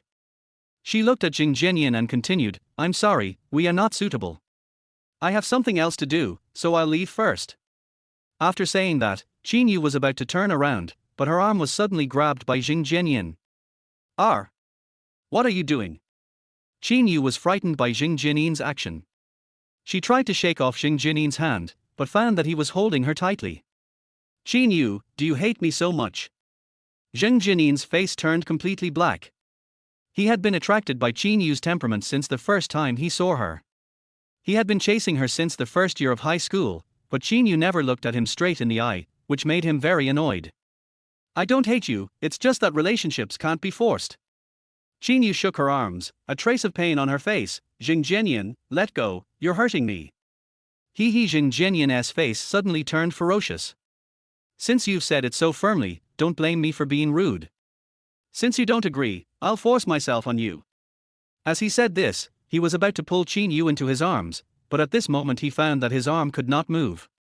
It was clamped tightly by a big hand and he could not move at all. "Take your dirty hands away." Yi Hao's voice was cold. Under the power of his one hand, Zheng Jianyin felt as if all the strength in his hand had been drained away, and he couldn't help but let go. Qin Yu rubbed her arm and for the first time, she showed anger on her calm face. "Zheng Jianyin, I never want to talk to you again." "Who are you?" Zheng Jianyin was surprised, but looked at Yi Hao calmly. He had never seen this young man who suddenly appeared before. "Bodyguards," Yi Hao said calmly, "they are my employers. Since you have touched my employers, you must pay the price." "Bodyguard." Yi Hao thought he was someone else, but it turned out to be just a small bodyguard. After hearing what Yi Hao said, he laughed out loud. "However much money they gave you, I will give you double. Get out of here right now." He. Yi Hao laughed dryly. "Are you sure you can afford it?" "Of course." Zheng Jianyin raised his eyebrows. 1 billion. Yi Hao said calmly, "Give me 1 billion and I'll leave now." What? Zheng Jianyin was so frightened by Yi Hao's words that his voice became distorted. Then he realized that Yi Hao was insulting him and cursed, "Bullshit." Bang! After a crisp slap, Yi Hao blew air into his palm and laughed triumphantly. "Oops, my hand shook accidentally. My hand hates dirty things the most." "You?" Zheng Jianyin was a little dazed by Yi Hao's sudden slap. "What are you still standing there for? Hit me now." Zheng Jiawei shot and yelled at the 3 followers behind him. The 3 men didn't expect things to develop so quickly, and they rushed up and swung their fists at Yi Hao. Ouch! Woo! All the fists and kicks landed on Zheng Jianyin. Although Yi Hao was standing there, no matter how the 3 men attacked, they couldn't hit him. As a result, Zheng Jianyin was in a miserable state. Naturally, a series of screams attracted a lot of onlookers, and some people even called the police. "Yi Hao, let's go quickly, otherwise things will be difficult when the police come." Qin Shi knew that Yi Hao was venting his anger for his sister, but he did not lose his mind and quickly reminded Yi Hao. "Since the eldest lady has spoken, I will spare you this time," Yi Hao said in a relaxed tone. As he spoke, he suddenly exerted force on the hand that was holding Zheng Jinin's arm, and everyone heard a crisp, click sound. A pig slaughtering sound came from Zheng Jinin's mouth, and his entire face turned the color of liver. Yi Hao loosened his hands and clapped them, looking very pleased with himself. "How about this? I'll let you stay in bed for a while, so I don't have to see you again when school starts." Qin Shi and Qin Yu were a little dumbfounded. Yi Hao crushed Zheng Jinin's arm so easily. This guy was too violent. "Yi Hao, you're a bit too harsh." Qin Yu whispered beside Yi Hao. "Second miss, you have to be a little harsher when dealing with people like this, otherwise they will be even more arrogant next time." "Don't worry, I'm a doctor and I know how to control my hands. His arm will be healed in less than 2 months," Yi Hao said with a smile. "Well, that's good." Qin Yu said no more, and the three of them entered Century Department Store. Brother Jian, what should we do? The boy with a pointed face and monkey cheeks looked at Jing Jianyan, who had a painful expression on his face. Call 120, what are you still standing there for? Jing Jianyan kicked him angrily, and his liver-colored face turned pale. From childhood to adulthood, he had never suffered such hardship. Although his father was a nouveau riche, he was also a well-known figure in Yancheng City. Today, he was beaten by a small bodyguard. He could not swallow this humiliation no matter what. Staring at the figures of Yi Hao and the other two until they disappeared, Jing Jianyan had completely transformed his affection for Qin Yu into hatred, and Yi Hao had become his sworn enemy. Sister, where is Xiao Xiao? Please give her a call. After the three of them entered Century Department Store, they did not see the person they were looking for. Yes. Qinsha nodded and dialed the cell phone number. Xiao Xiao, where are you? Xiao Yu and I are at Century Department Store. Qinsha spoke into the phone with a happy look on her face. What, you haven't arrived yet? The next moment, Qinsha's voice soared to the maximum decibel, roaring into the phone, Xiao Xiao, I give you 5 minutes to get here, otherwise I will skin you alive. After saying that, Qinsha hung up the phone, and Qin Yu started to chuckle. Sister, you know Xiao Xiao well. She is not like this every time. Qin Yu smiled. Knowing her like this, we still have to wait for her every time. Let's go for a walk first. It's not a good idea to just wait here. Qinsha rolled her eyes at Qin Yu and took her hand to stroll around. Yi Hao followed them nonchalantly until Qinsha's cell phone rang. Then Yi Hao turned around and looked towards the entrance of Century Department Store. It's her. Yi Hao's eyes lit up when he saw the figure he had met once at the entrance of Century Department Store. What a small world. Yi Hao laughed. 24, choose clothes. Xiao Xiao, we are here. Qinsha hung up the phone and shouted to Tang Xiao, who was looking around at the entrance of the department store. When Tang Xiao heard Qinsha's call, she quickly turned around and looked at her two familiar classmates and best friends, walking towards them with a smile. Sorry, I'm late again. Although Tang Xiao said the words of apology, there was no trace of apology on her face. Come on. This isn't the first or second time. I won't come early again. Qinsha rolled her eyes at Tang Xiao. I've been fooled even without eating. Okay, Shisha, I was really wrong. Please forgive me this time. Tang Xiao laughed and took Qinsha's arm with a flattering look on her face. Forget it, I'll let you go this time. Qinsha couldn't stand Tang Xiao's nagging, so she forgave her. Hee. I know you're the best. Tang Xiao kissed Qinsha on the face, then took Qin Yu's hand and asked with concern, Xiao Yu, how are you feeling lately? Yeah, not bad. Qin Yu looked at Tang Xiao, who was worried, and nodded with a smile.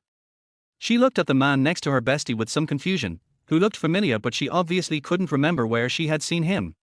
Shisha, who is this? Tang Xiao looked at Yi Hao and asked Qinsha.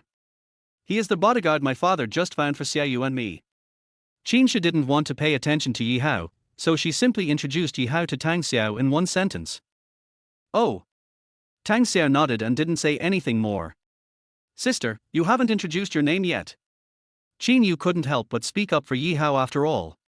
He's just a bodyguard, why do you need to introduce him in so much detail? Besides, Xiao Xiao isn't interested, right? Qinsha smiled sweetly at Tang Xiao, but her tone was directed at Yi Hao. Tang Xiao could naturally hear that there was a huge contrast in the two sisters' opinions about the bodyguard around them, and she became even more curious, and couldn't help but look at Yi Hao's face again. Yi Hao always had a smile on his face but did not speak. He knew that Tang Xiao would definitely remember it. Looking at the evil smile on Yi Hao's face, Tang Xiao frowned more and more. A sloppy man who was extremely domineering in both his words and actions became clearer and clearer in her mind. The sloppy figure slowly merged with the elegant man in front of him. You are? Tang Xiao asked uncertainly, then changed the subject and asked, do we know each other? Xiao Xiao, what are you talking about? Stop being a fangirl. How could you possibly know a bodyguard? Besides, he wasn't this handsome before. He looked like a stinky beggar. Qinsha saw that Tang Xiao's eyes were not right and thought she was being a fangirl again, so she quickly pulled her away. Beggar. After hearing what Qinsha said, Tang Xiao finally asked out the question in her mind, are you Yi Hao? Hee. Yi Hao showed a row of white teeth and smiled, I thought you really couldn't recognize me. I didn't expect that we would meet again so soon. R. Tang Xiao finally confirmed that the person in front of her was Yi Hao after hearing Yi Hao speak. She said in surprise, "You are really Yi Hao. I didn't expect to meet you again so soon." "Xiao Xiao, do you know Yi Hao?" Qin Shi was a little surprised, and even Qin Yu looked surprised. "Of course." Tang Xiao nodded.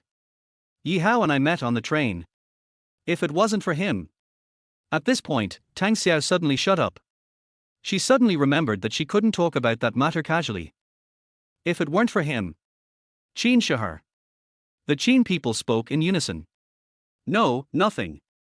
Tang Xiao shook her head like a rattle. Okay, anyway, Yi Hao and I know each other." "HMPH, are you hiding some unspeakable secret?" Qin Shi reached out and started scratching Tang Xiao's armpits. "Oh my."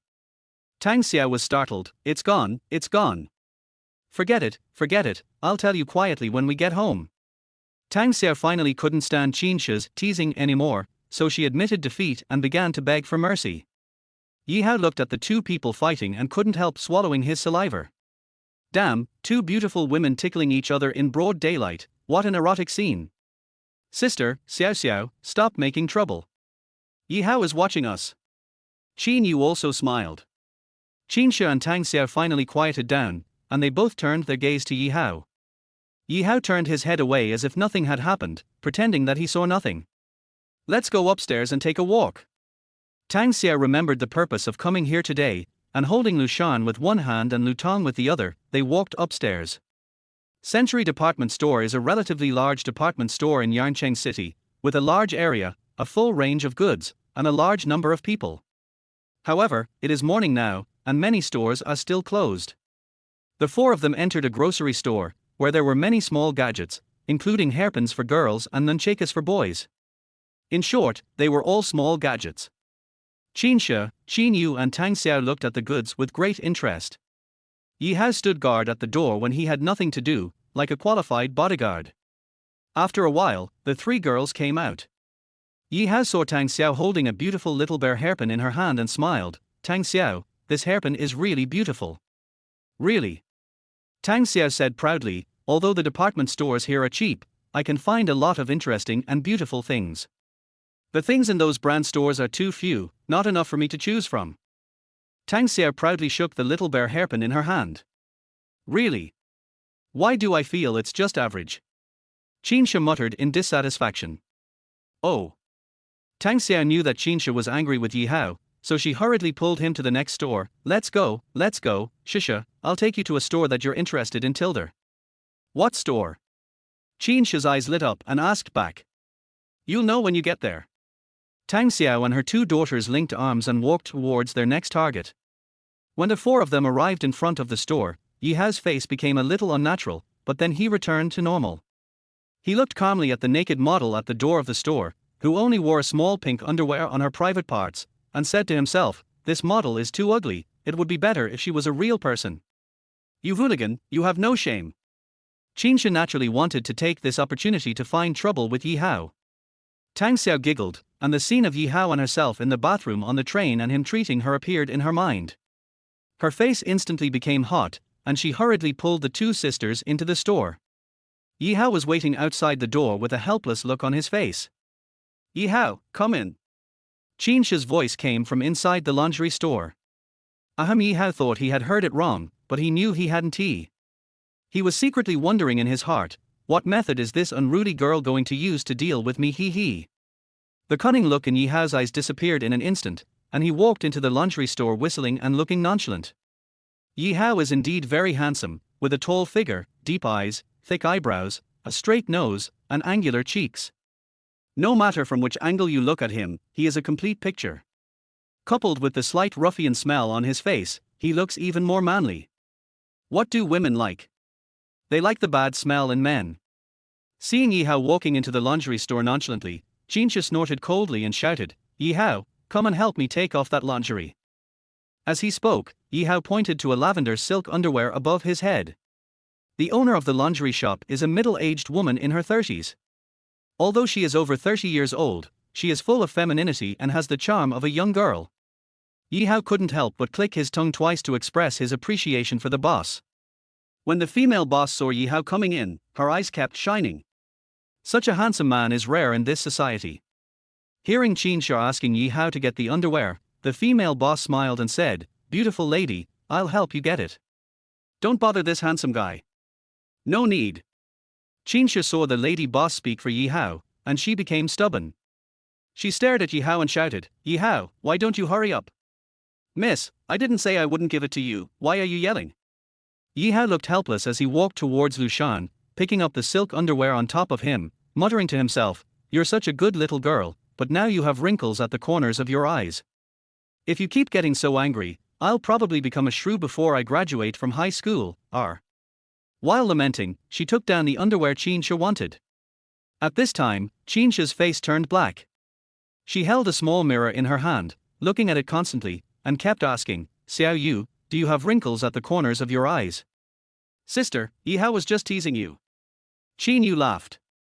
Tang Xiao also chuckled beside him, "Shisha, how old are you when you already have wrinkles? Do you believe this?" "Humph."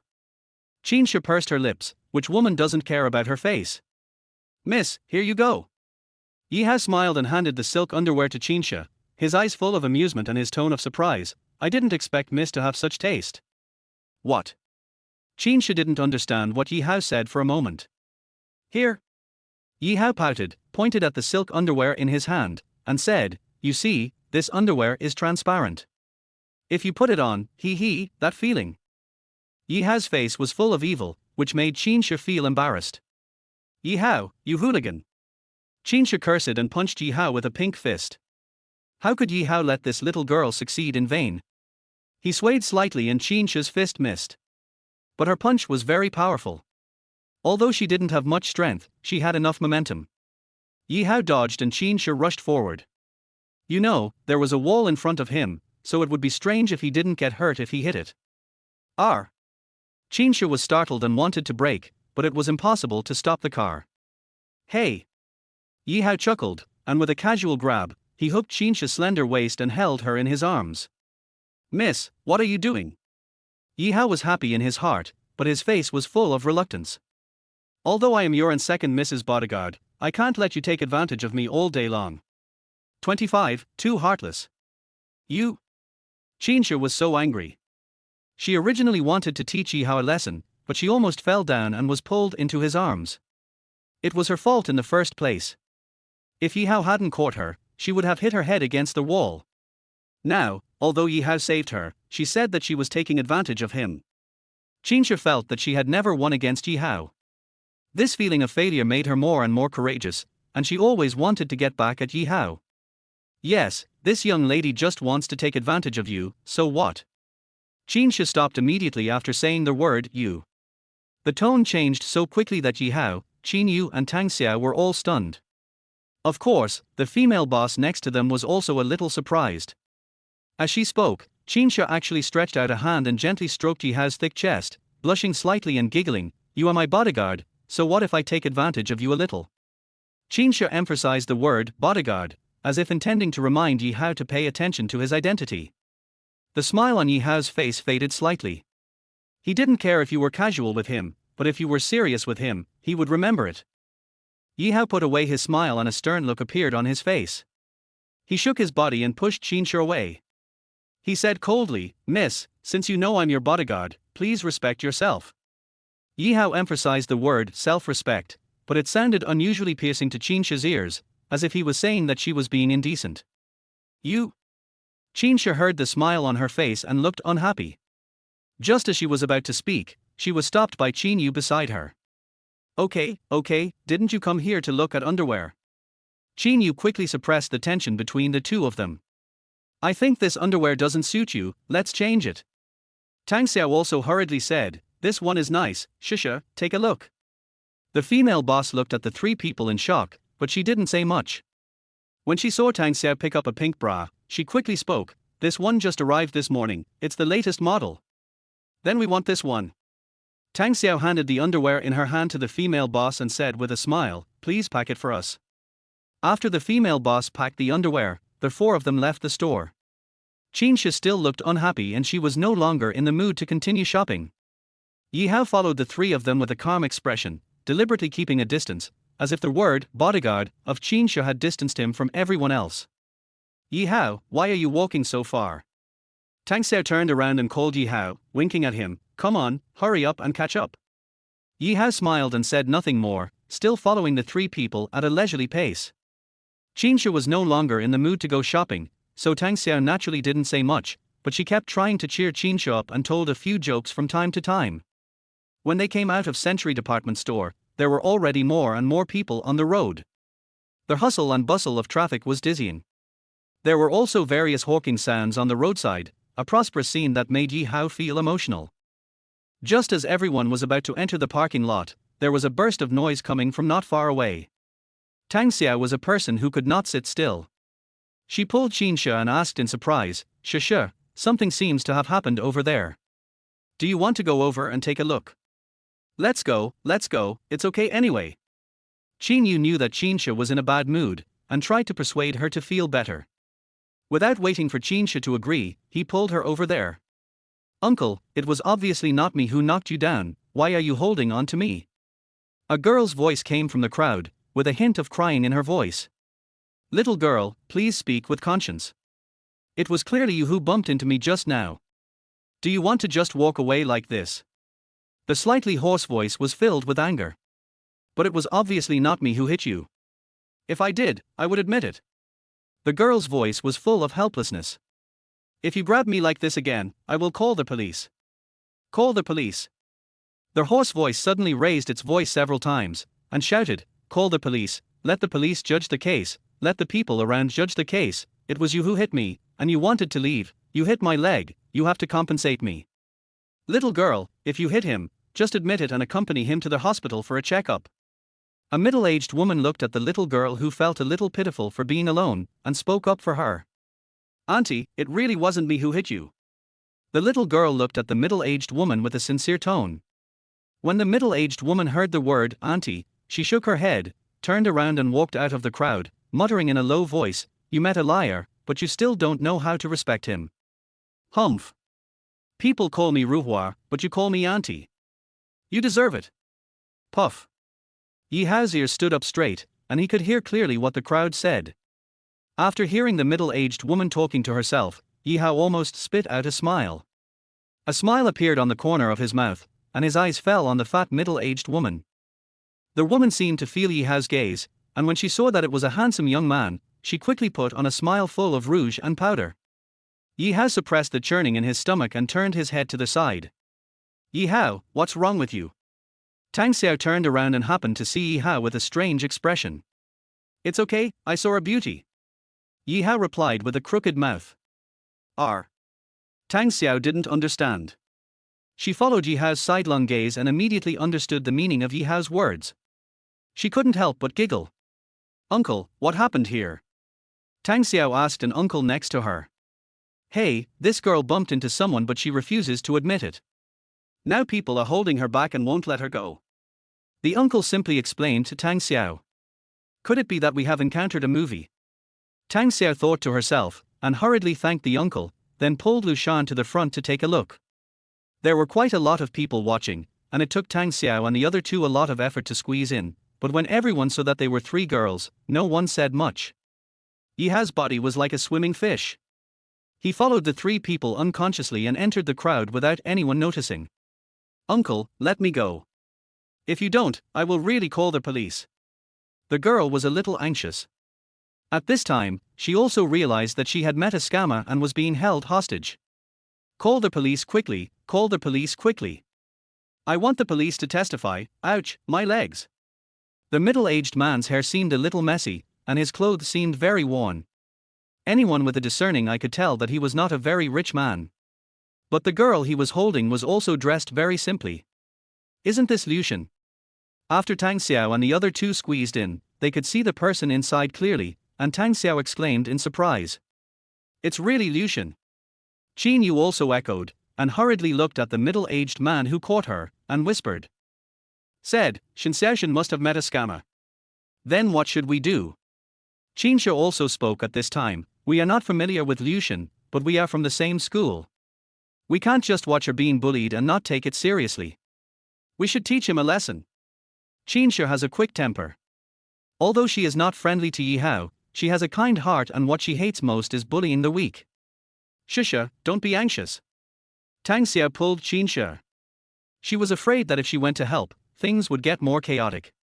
She winked at Qinsha and whispered, "You forgot about Yi Hao. Don't mention him to me." Qinsha glared at Tang Xiao. Okay, I won't tell you. You have to tell me." Tang Xiao looked at Qinsha, who was like an angry little tiger, and begged for mercy with a smile. "Yi Hao, Liu Shen is from our school, what do you think we should do?" Qin Yu naturally understood what Tang Xiao meant, so she smiled and spoke to Yi Hao behind her. Yi Hao couldn't hide what these little girls were thinking at all, but he didn't care. He nodded to Qin Yu and squeezed in front of the three of them. "Call the police quickly, call the police quickly." Seeing that Liu Shen did not call the police, the middle-aged man urged her instead. Ouch! Yi Hao shouted and squeezed to the front, immediately attracting everyone's attention, and jumped to the side of the middle-aged man with a limp. "Second brother, why are you still here?" "Third brother just cheated an old lady and ended up having his leg broken. Look, my leg is injured too." Ouch! Yi Hao's face had a lot of expressions, which made people startled, especially Tang Xiao and the others. If they hadn't seen it with their own eyes, they would have thought that Yi Hao was really being bullied. The middle-aged man was a little dumbfounded. He didn't know Yi Hao, who rushed out at all, and didn't know what to say for a moment. "Brother, let's run," Yi Hao said as he fiercely kicked the middle-aged man's leg, which was covered with his hands. "Don't pretend, brother 3 has already told the police, and they are coming this way." I don't know you," the middle-aged man finally spoke. "What?" Yi Hao jumped up in anger when he heard it. "Second brother, you don't even know me. You are so heartless." As he spoke, Yi Hao pulled down the middle-aged man's trouser legs and shouted to the people around him, "Fellow villagers, look, my second brother's legs are really fine. I have come to my senses and will turn myself in soon. I can't watch my second brother continue to degenerate." Yi Hao was crying as he spoke, and there was a sigh of relief among those around him. What a liar! The middle-aged man's face changed when he heard this. He had been planning to make a fortune, and so that the girl was about to succumb to his suppression. However, he did not expect that a Chengyao Jin would appear out of nowhere and ruin his plan. A liar is a liar after all. How could he be easily exposed by Yi Hao? Holding Liu Shen with one hand, he sat on the ground and cried loudly, "Oh! You and this girl must be in cahoots. Look at what you are wearing and then look at what I am wearing. How could she be my brother? My leg! My leg must be broken inside. Ouch!" After the liar said this, everyone realized that Yi Hao was dressed very neatly. Not only was his clothes clean, but they also looked very expensive. For a moment, they really couldn't be sure who was telling the truth. "Hey, it's easier to do things wearing my old clothes." Yi Hao shook his head helplessly. The clothes he was wearing were indeed not acceptable. If that was the case, there was no need to keep pretending. 26, I am a doctor. "Oh, you're really professional." Yi Hao gave the middle-aged liar a thumbs up and praised him. "Your deception skills are really high." "Actually, I'm a doctor," Yi Hao said, straightening his clothes, his expression becoming serious. "Since your leg is sick, why don't you let me take a look?" As he spoke, Yi Hao shouted to the onlookers around him, "What do you think? If I can cure her leg, I will let her go. If I can't, I will send her to the hospital. How about that?" "Good." The people around thought this was a very good idea and started shouting along. When the middle-aged liar heard this, he thought, "Humph, no matter how you treat it, I will just say that my leg was broken by her. Anyway, my leg was broken to begin with." In fact, just as the liar was thinking, Yi Hao knew that there was indeed something wrong with the liar's leg after that kick just now. In that case, he would prescribe the right medicine. "What do you think?" Yi Hao asked the middle-aged liar. "Okay, I have principles. As long as you cure my leg, I will let this girl go. But if you can't, you have to pay for my medical expenses." The middle-aged liar shouted at Yi Hao, but he was laughing in his heart. This young man really likes to meddle in other people's business. But it's okay. He is obviously a fatter sheep than this little girl. Since the liar agreed, Yi Hao squatted down and looked at the middle-aged man's slightly shriveled calf. He reached out and tapped it gently twice, making a series of bang bang bang sounds, as if there was nothing inside. Your leg was broken before. Yi Hao said to himself. The steel plates were removed twice, but they were not healed, leaving sequelae. The middle-aged liar was shocked when he heard this. Yi Hao actually described his experience accurately. He looked at Yi Hao in confusion. Are you really a doctor? Of course. Yi Hao didn't look at the middle-aged liar, but studied his legs carefully. After thinking for a while, he said, Do you want your legs or the money? What? The middle-aged liar was stunned. I mean, do you want your leg or money? Yi Hao emphasized his words again. If you want money, I will pay for your medical expenses. If you want your leg, I can guarantee that your leg will be cured within a month, and all the sequelae will be eliminated. The meaning of Yi Hao's words was very clear. The middle-aged man's legs were indeed sick, but it was not because of Liu Xin. What did you say? If you can cure it, then do it. If you can't, then send me to the hospital and compensate me for the medical expenses. The middle-aged liar was a little anxious. Yi Hao laughed and took out a small but exquisite purple-red box from his pocket. It was impossible to tell what material it was made of. Under the gazes of the people around him, Yi Hao opened the box. Inside was a row of purple-red needles neatly arranged, a total of 18 needles. This is Yi Hao's most proud set of needles, and he carries it with him almost all the time. Under the surprised gaze of everyone, Yi Hao waved his right hand, and 3 purple needles were quickly grasped in his hand. At the same time, his hand shook slightly, and the 3 needles penetrated into the legs of the middle-aged liar.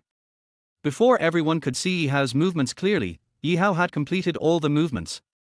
As soon as the 3 needles entered the middle-aged swindler's legs, he felt a warm current flowing slowly in his calves. He had not felt anything for many years since his legs were disabled. This sudden feeling made his whole body tremble. The middle-aged liar was speechless. I'll ask you again, do you want the legs or the money? Yi Hao raised his head this time.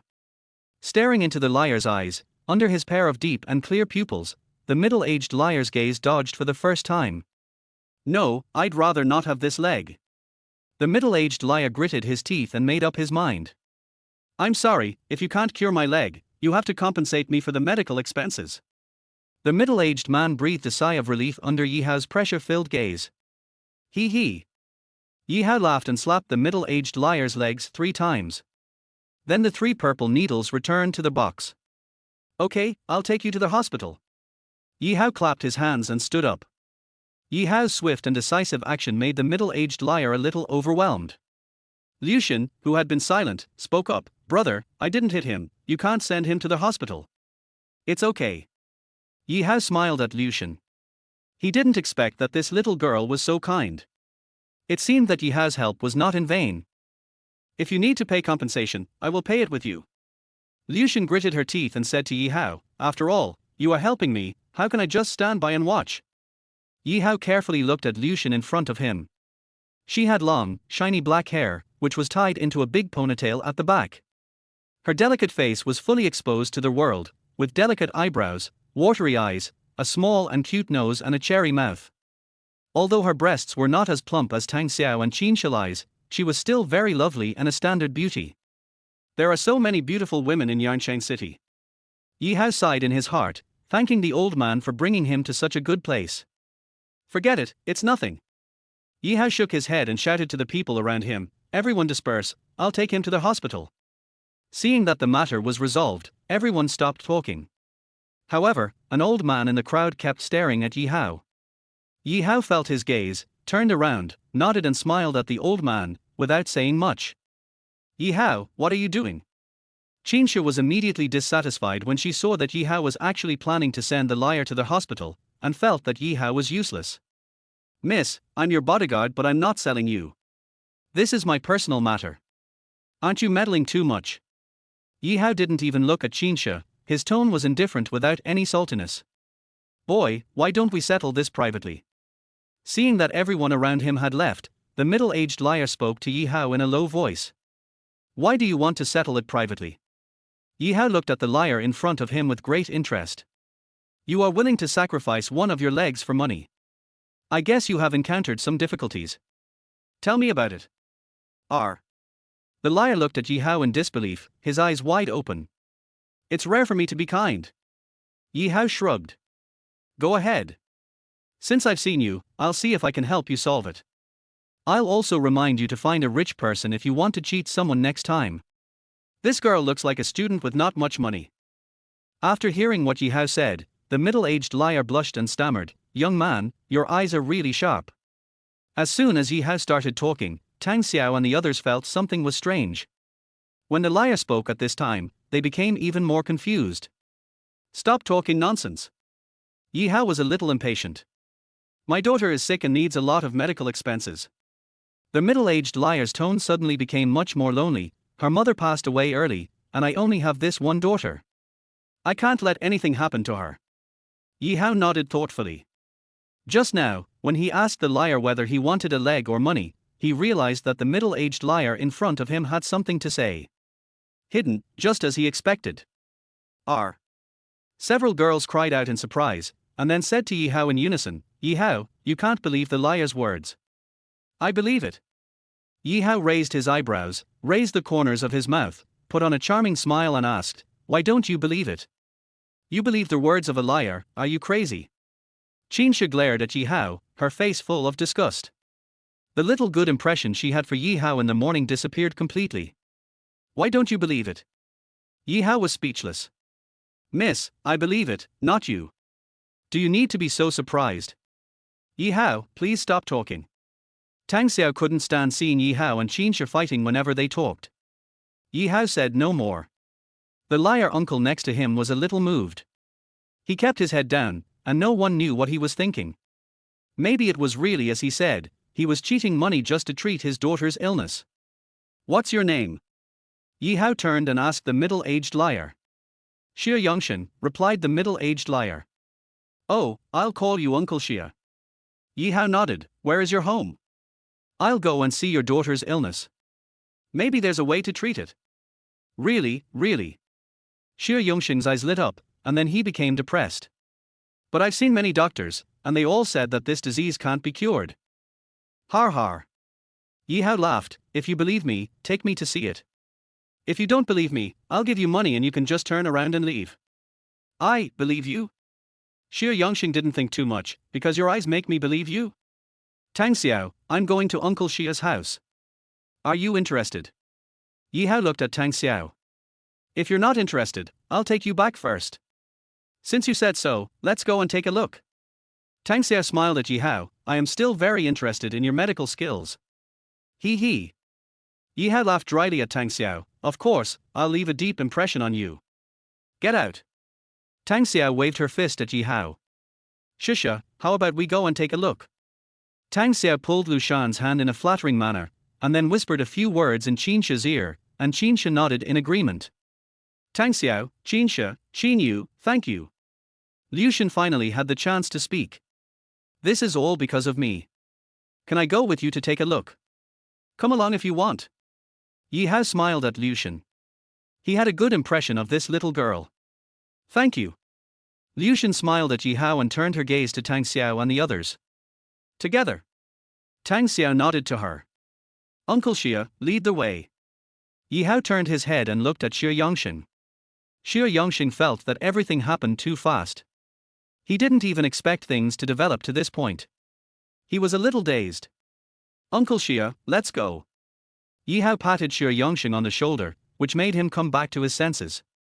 He walked towards an alley next to Century Department Store in a daze. The road was full of winding paths, and there were some alleys that emitted the stench of sewage, which made the spoiled Qinsha and her sister, Tang Xiao, a little unbearable, but the three of them did not say much. After all, Xie Yongshan was next to them. After wandering for a long time and walking through countless alleys, I felt a little sad as I looked at the gradually dilapidated scene around me. This is the slum in the city. 27. Peach Blossom Tuberculosis. Uncle Xie, how long will it take? Yi Hao shook his head and looked at Xie Yongshan and asked. We're almost there, just turn around this alley and you'll be there. Xie Yongshan seemed to be in a much better mood, and turned to look at Liu Shan with an apologetic look on his face. Kid, I'm sorry. Uncle Xie, I understand. Liu Shan had a sweet smile on her face, making people feel like spring breeze. Arrive. The crowd turned around the alley and looked at a dilapidated and spacious square in front of them. There were many simple houses built on the square. It was hard to believe that this was in the center of a city. Tang Xiao, Qin Xia and Qin Yu were also somewhat shocked at the scene in front of them. This was a scene they had never seen in their entire lives. In their impression, this kind of scene should have only appeared 30 years ago. They originally thought that the people living in this prosperous city would be very happy. But the scene before them shattered their original memories and concepts. Is this really a place where people live? Tang Xiao looked at it all in confusion. There are so many poor people in the world. Although Tang Xiao's words were unpleasant to hear, they were her true feelings. Yi Hao said this lightly and said nothing more. Well, my family is poor, and you guys? Xue Yongxing then remembered that his dilapidated home seemed unable to accommodate these well-dressed guests. Uncle Xia, I'm a doctor and I always treat all patients equally. You don't have to think too much. Yi Hao interrupted Xue Yongxing and then said, I'm sure my friends won't mind. That's good, that's good. At this moment, Xue Yongxing rubbed his hands in a simple and honest manner, looking particularly simple and honest. Let's go in and take a look. Yi Hao inspected the houses in front of him, not knowing which one was Xue Yongxing's home. This is the first family. Xue Yongxing hurriedly ran to the front and rushed into their house, as if he wanted to clean it up so that it wouldn't be too dirty. Girl, a distinguished guest has come to our house. Xue Yongxing's voice came from the room. At this time, Yi Hao and a few others also walked into their house. The stove and bed were placed together in the small room. The entire room was no more than 30 square meters, and it seemed extremely crowded as soon as several people came in. Yi Hao didn't pay much attention to the environment. His eyes fell directly on the little girl lying on the bed. Chinese medicine emphasizes observation, auscultation, questioning and palpation. He wrinkled his nose as soon as he walked into the room. There was a faint smell of medicine in the air. Although it was not strong, he could still smell it. Uncle Xia, what medicine did you prescribe for my daughter? Let me see. Yi Hao asked Xue Yongxing. From the smell of medicine in the air, Yi Hao had a rough idea in his mind. Although it was not completely the right medicine, it was pretty close. Here you go. Xue Yongxing grabbed a plastic bag next to him and handed it to Yi Hao. This was given to me by an old Chinese doctor. When he came here, he took a look and wrote a prescription. The medicine I got was somewhat useful, but it didn't cure the disease. Yes. Yi Hao looked at the medicine in the bag and nodded, then walked towards the bed. When the little girl saw a stranger coming, she started coughing violently, her face flushed, and her breathing became very rapid. Yi Hao finally frowned and whispered to himself, a little girl actually got this disease. What's wrong? Tang Xiao and the others came over and looked at the 8-year-old girl lying on the bed, coughing violently. Ask. Peach blossom tuberculosis. Yi Hao's tone was quite solemn, it's a very serious tuberculosis. Yes, it's tuberculosis. Xue Yongxing became excited again when he heard Yi Hao's words. That old Chinese doctor also said it was tuberculosis, but he didn't say it was peach blossom tuberculosis. Yi Hao nodded, sat on the edge of the bed, observing the little girl's complexion, nodding from time to time, then shaking his head, and finally stood up and turned to look at Xue Yongxing. Sir, how is the girl? Xue Yongxing respectfully addressed Mr. Yi Hao. Uncle Xia, just call me Yi Hao. Sir, it sounds like you're calling me old. Yi Hao laughed, this disease is really hard to cure. Then do you have any solution? Uncle Xia only cared about his daughter's illness. He looked at Yi Hao and pleaded, no matter how hard you try, I will be willing to do anything for you, as long as you can cure my daughter's illness. Uncle Xia, you're exaggerating. Yi Hao relaxed his brows. Although this disease is difficult to treat, I didn't say it can't be cured, right? As he spoke, Yi Hao laughed easily. R. Xue Yongxing screamed when he heard this, his hands trembling, not knowing what to do. It can really be cured, can it really be cured? Yes. Yi Hao nodded, it just takes some time, about a month. That's great, that's great. Xue Yongxing burst into tears as he spoke, and then he laughed out loud, girl, you have met a noble man. Girl, do you see? The one in front of you is your noble man. Xue Yinxian kept coughing. Although she could hear the conversation between several people, she could hardly get a word in. The flushed color on her face was just like her illness, like a blooming peach blossom. Yi Hao, the little sister is coughing so hard that it's heartbreaking. Can you think of a way to stop her cough? Qin Yu looked at Xie Yinxian, who was coughing non-stop, frowned, and his eyes were a little red. Yi Hao, find a solution quickly. Although Qin Shi didn't want to pay attention to Yi Hao, when she saw Xiao Xie Yinxian's painful expression, her previous dissatisfaction with Yi Hao was thrown out of her mind. Yi Hao looked at the worried expressions of the girls in front of him and a gentle smile appeared on his face. As a doctor, he is like a loving parent. How could Yi Hao not want Xie Yinxian to get better? Yi Hao actually had a little crooked idea. He deliberately did not give Xie Yinxian treatment in time, just to see if these girls were really spoiled young ladies who had no conscience at all. The result made him very satisfied. His judgment was accurate. Don't worry. Yi Hao nodded and said to everyone, the little sister is so beautiful, it's really heartbreaking to see her coughing. Uncle Xie, take off your daughter's top. Yi Hao said to Xie Yongxing. Xie Yongxing did not dare to be negligent. Now his daughter's life was in Yi Hao's hands. He hurried forward to help Xie Yinxian up and took off her shirt. An 8-year-old child is in the stage of physical development. Xie Yinxian, who was already thin, looked even more skinny after taking off her clothes, and all the bones in her body could be seen clearly. Tang Xiao and the others couldn't bear to watch any longer and quickly turned their heads away. Yi Hao shook his head without saying anything.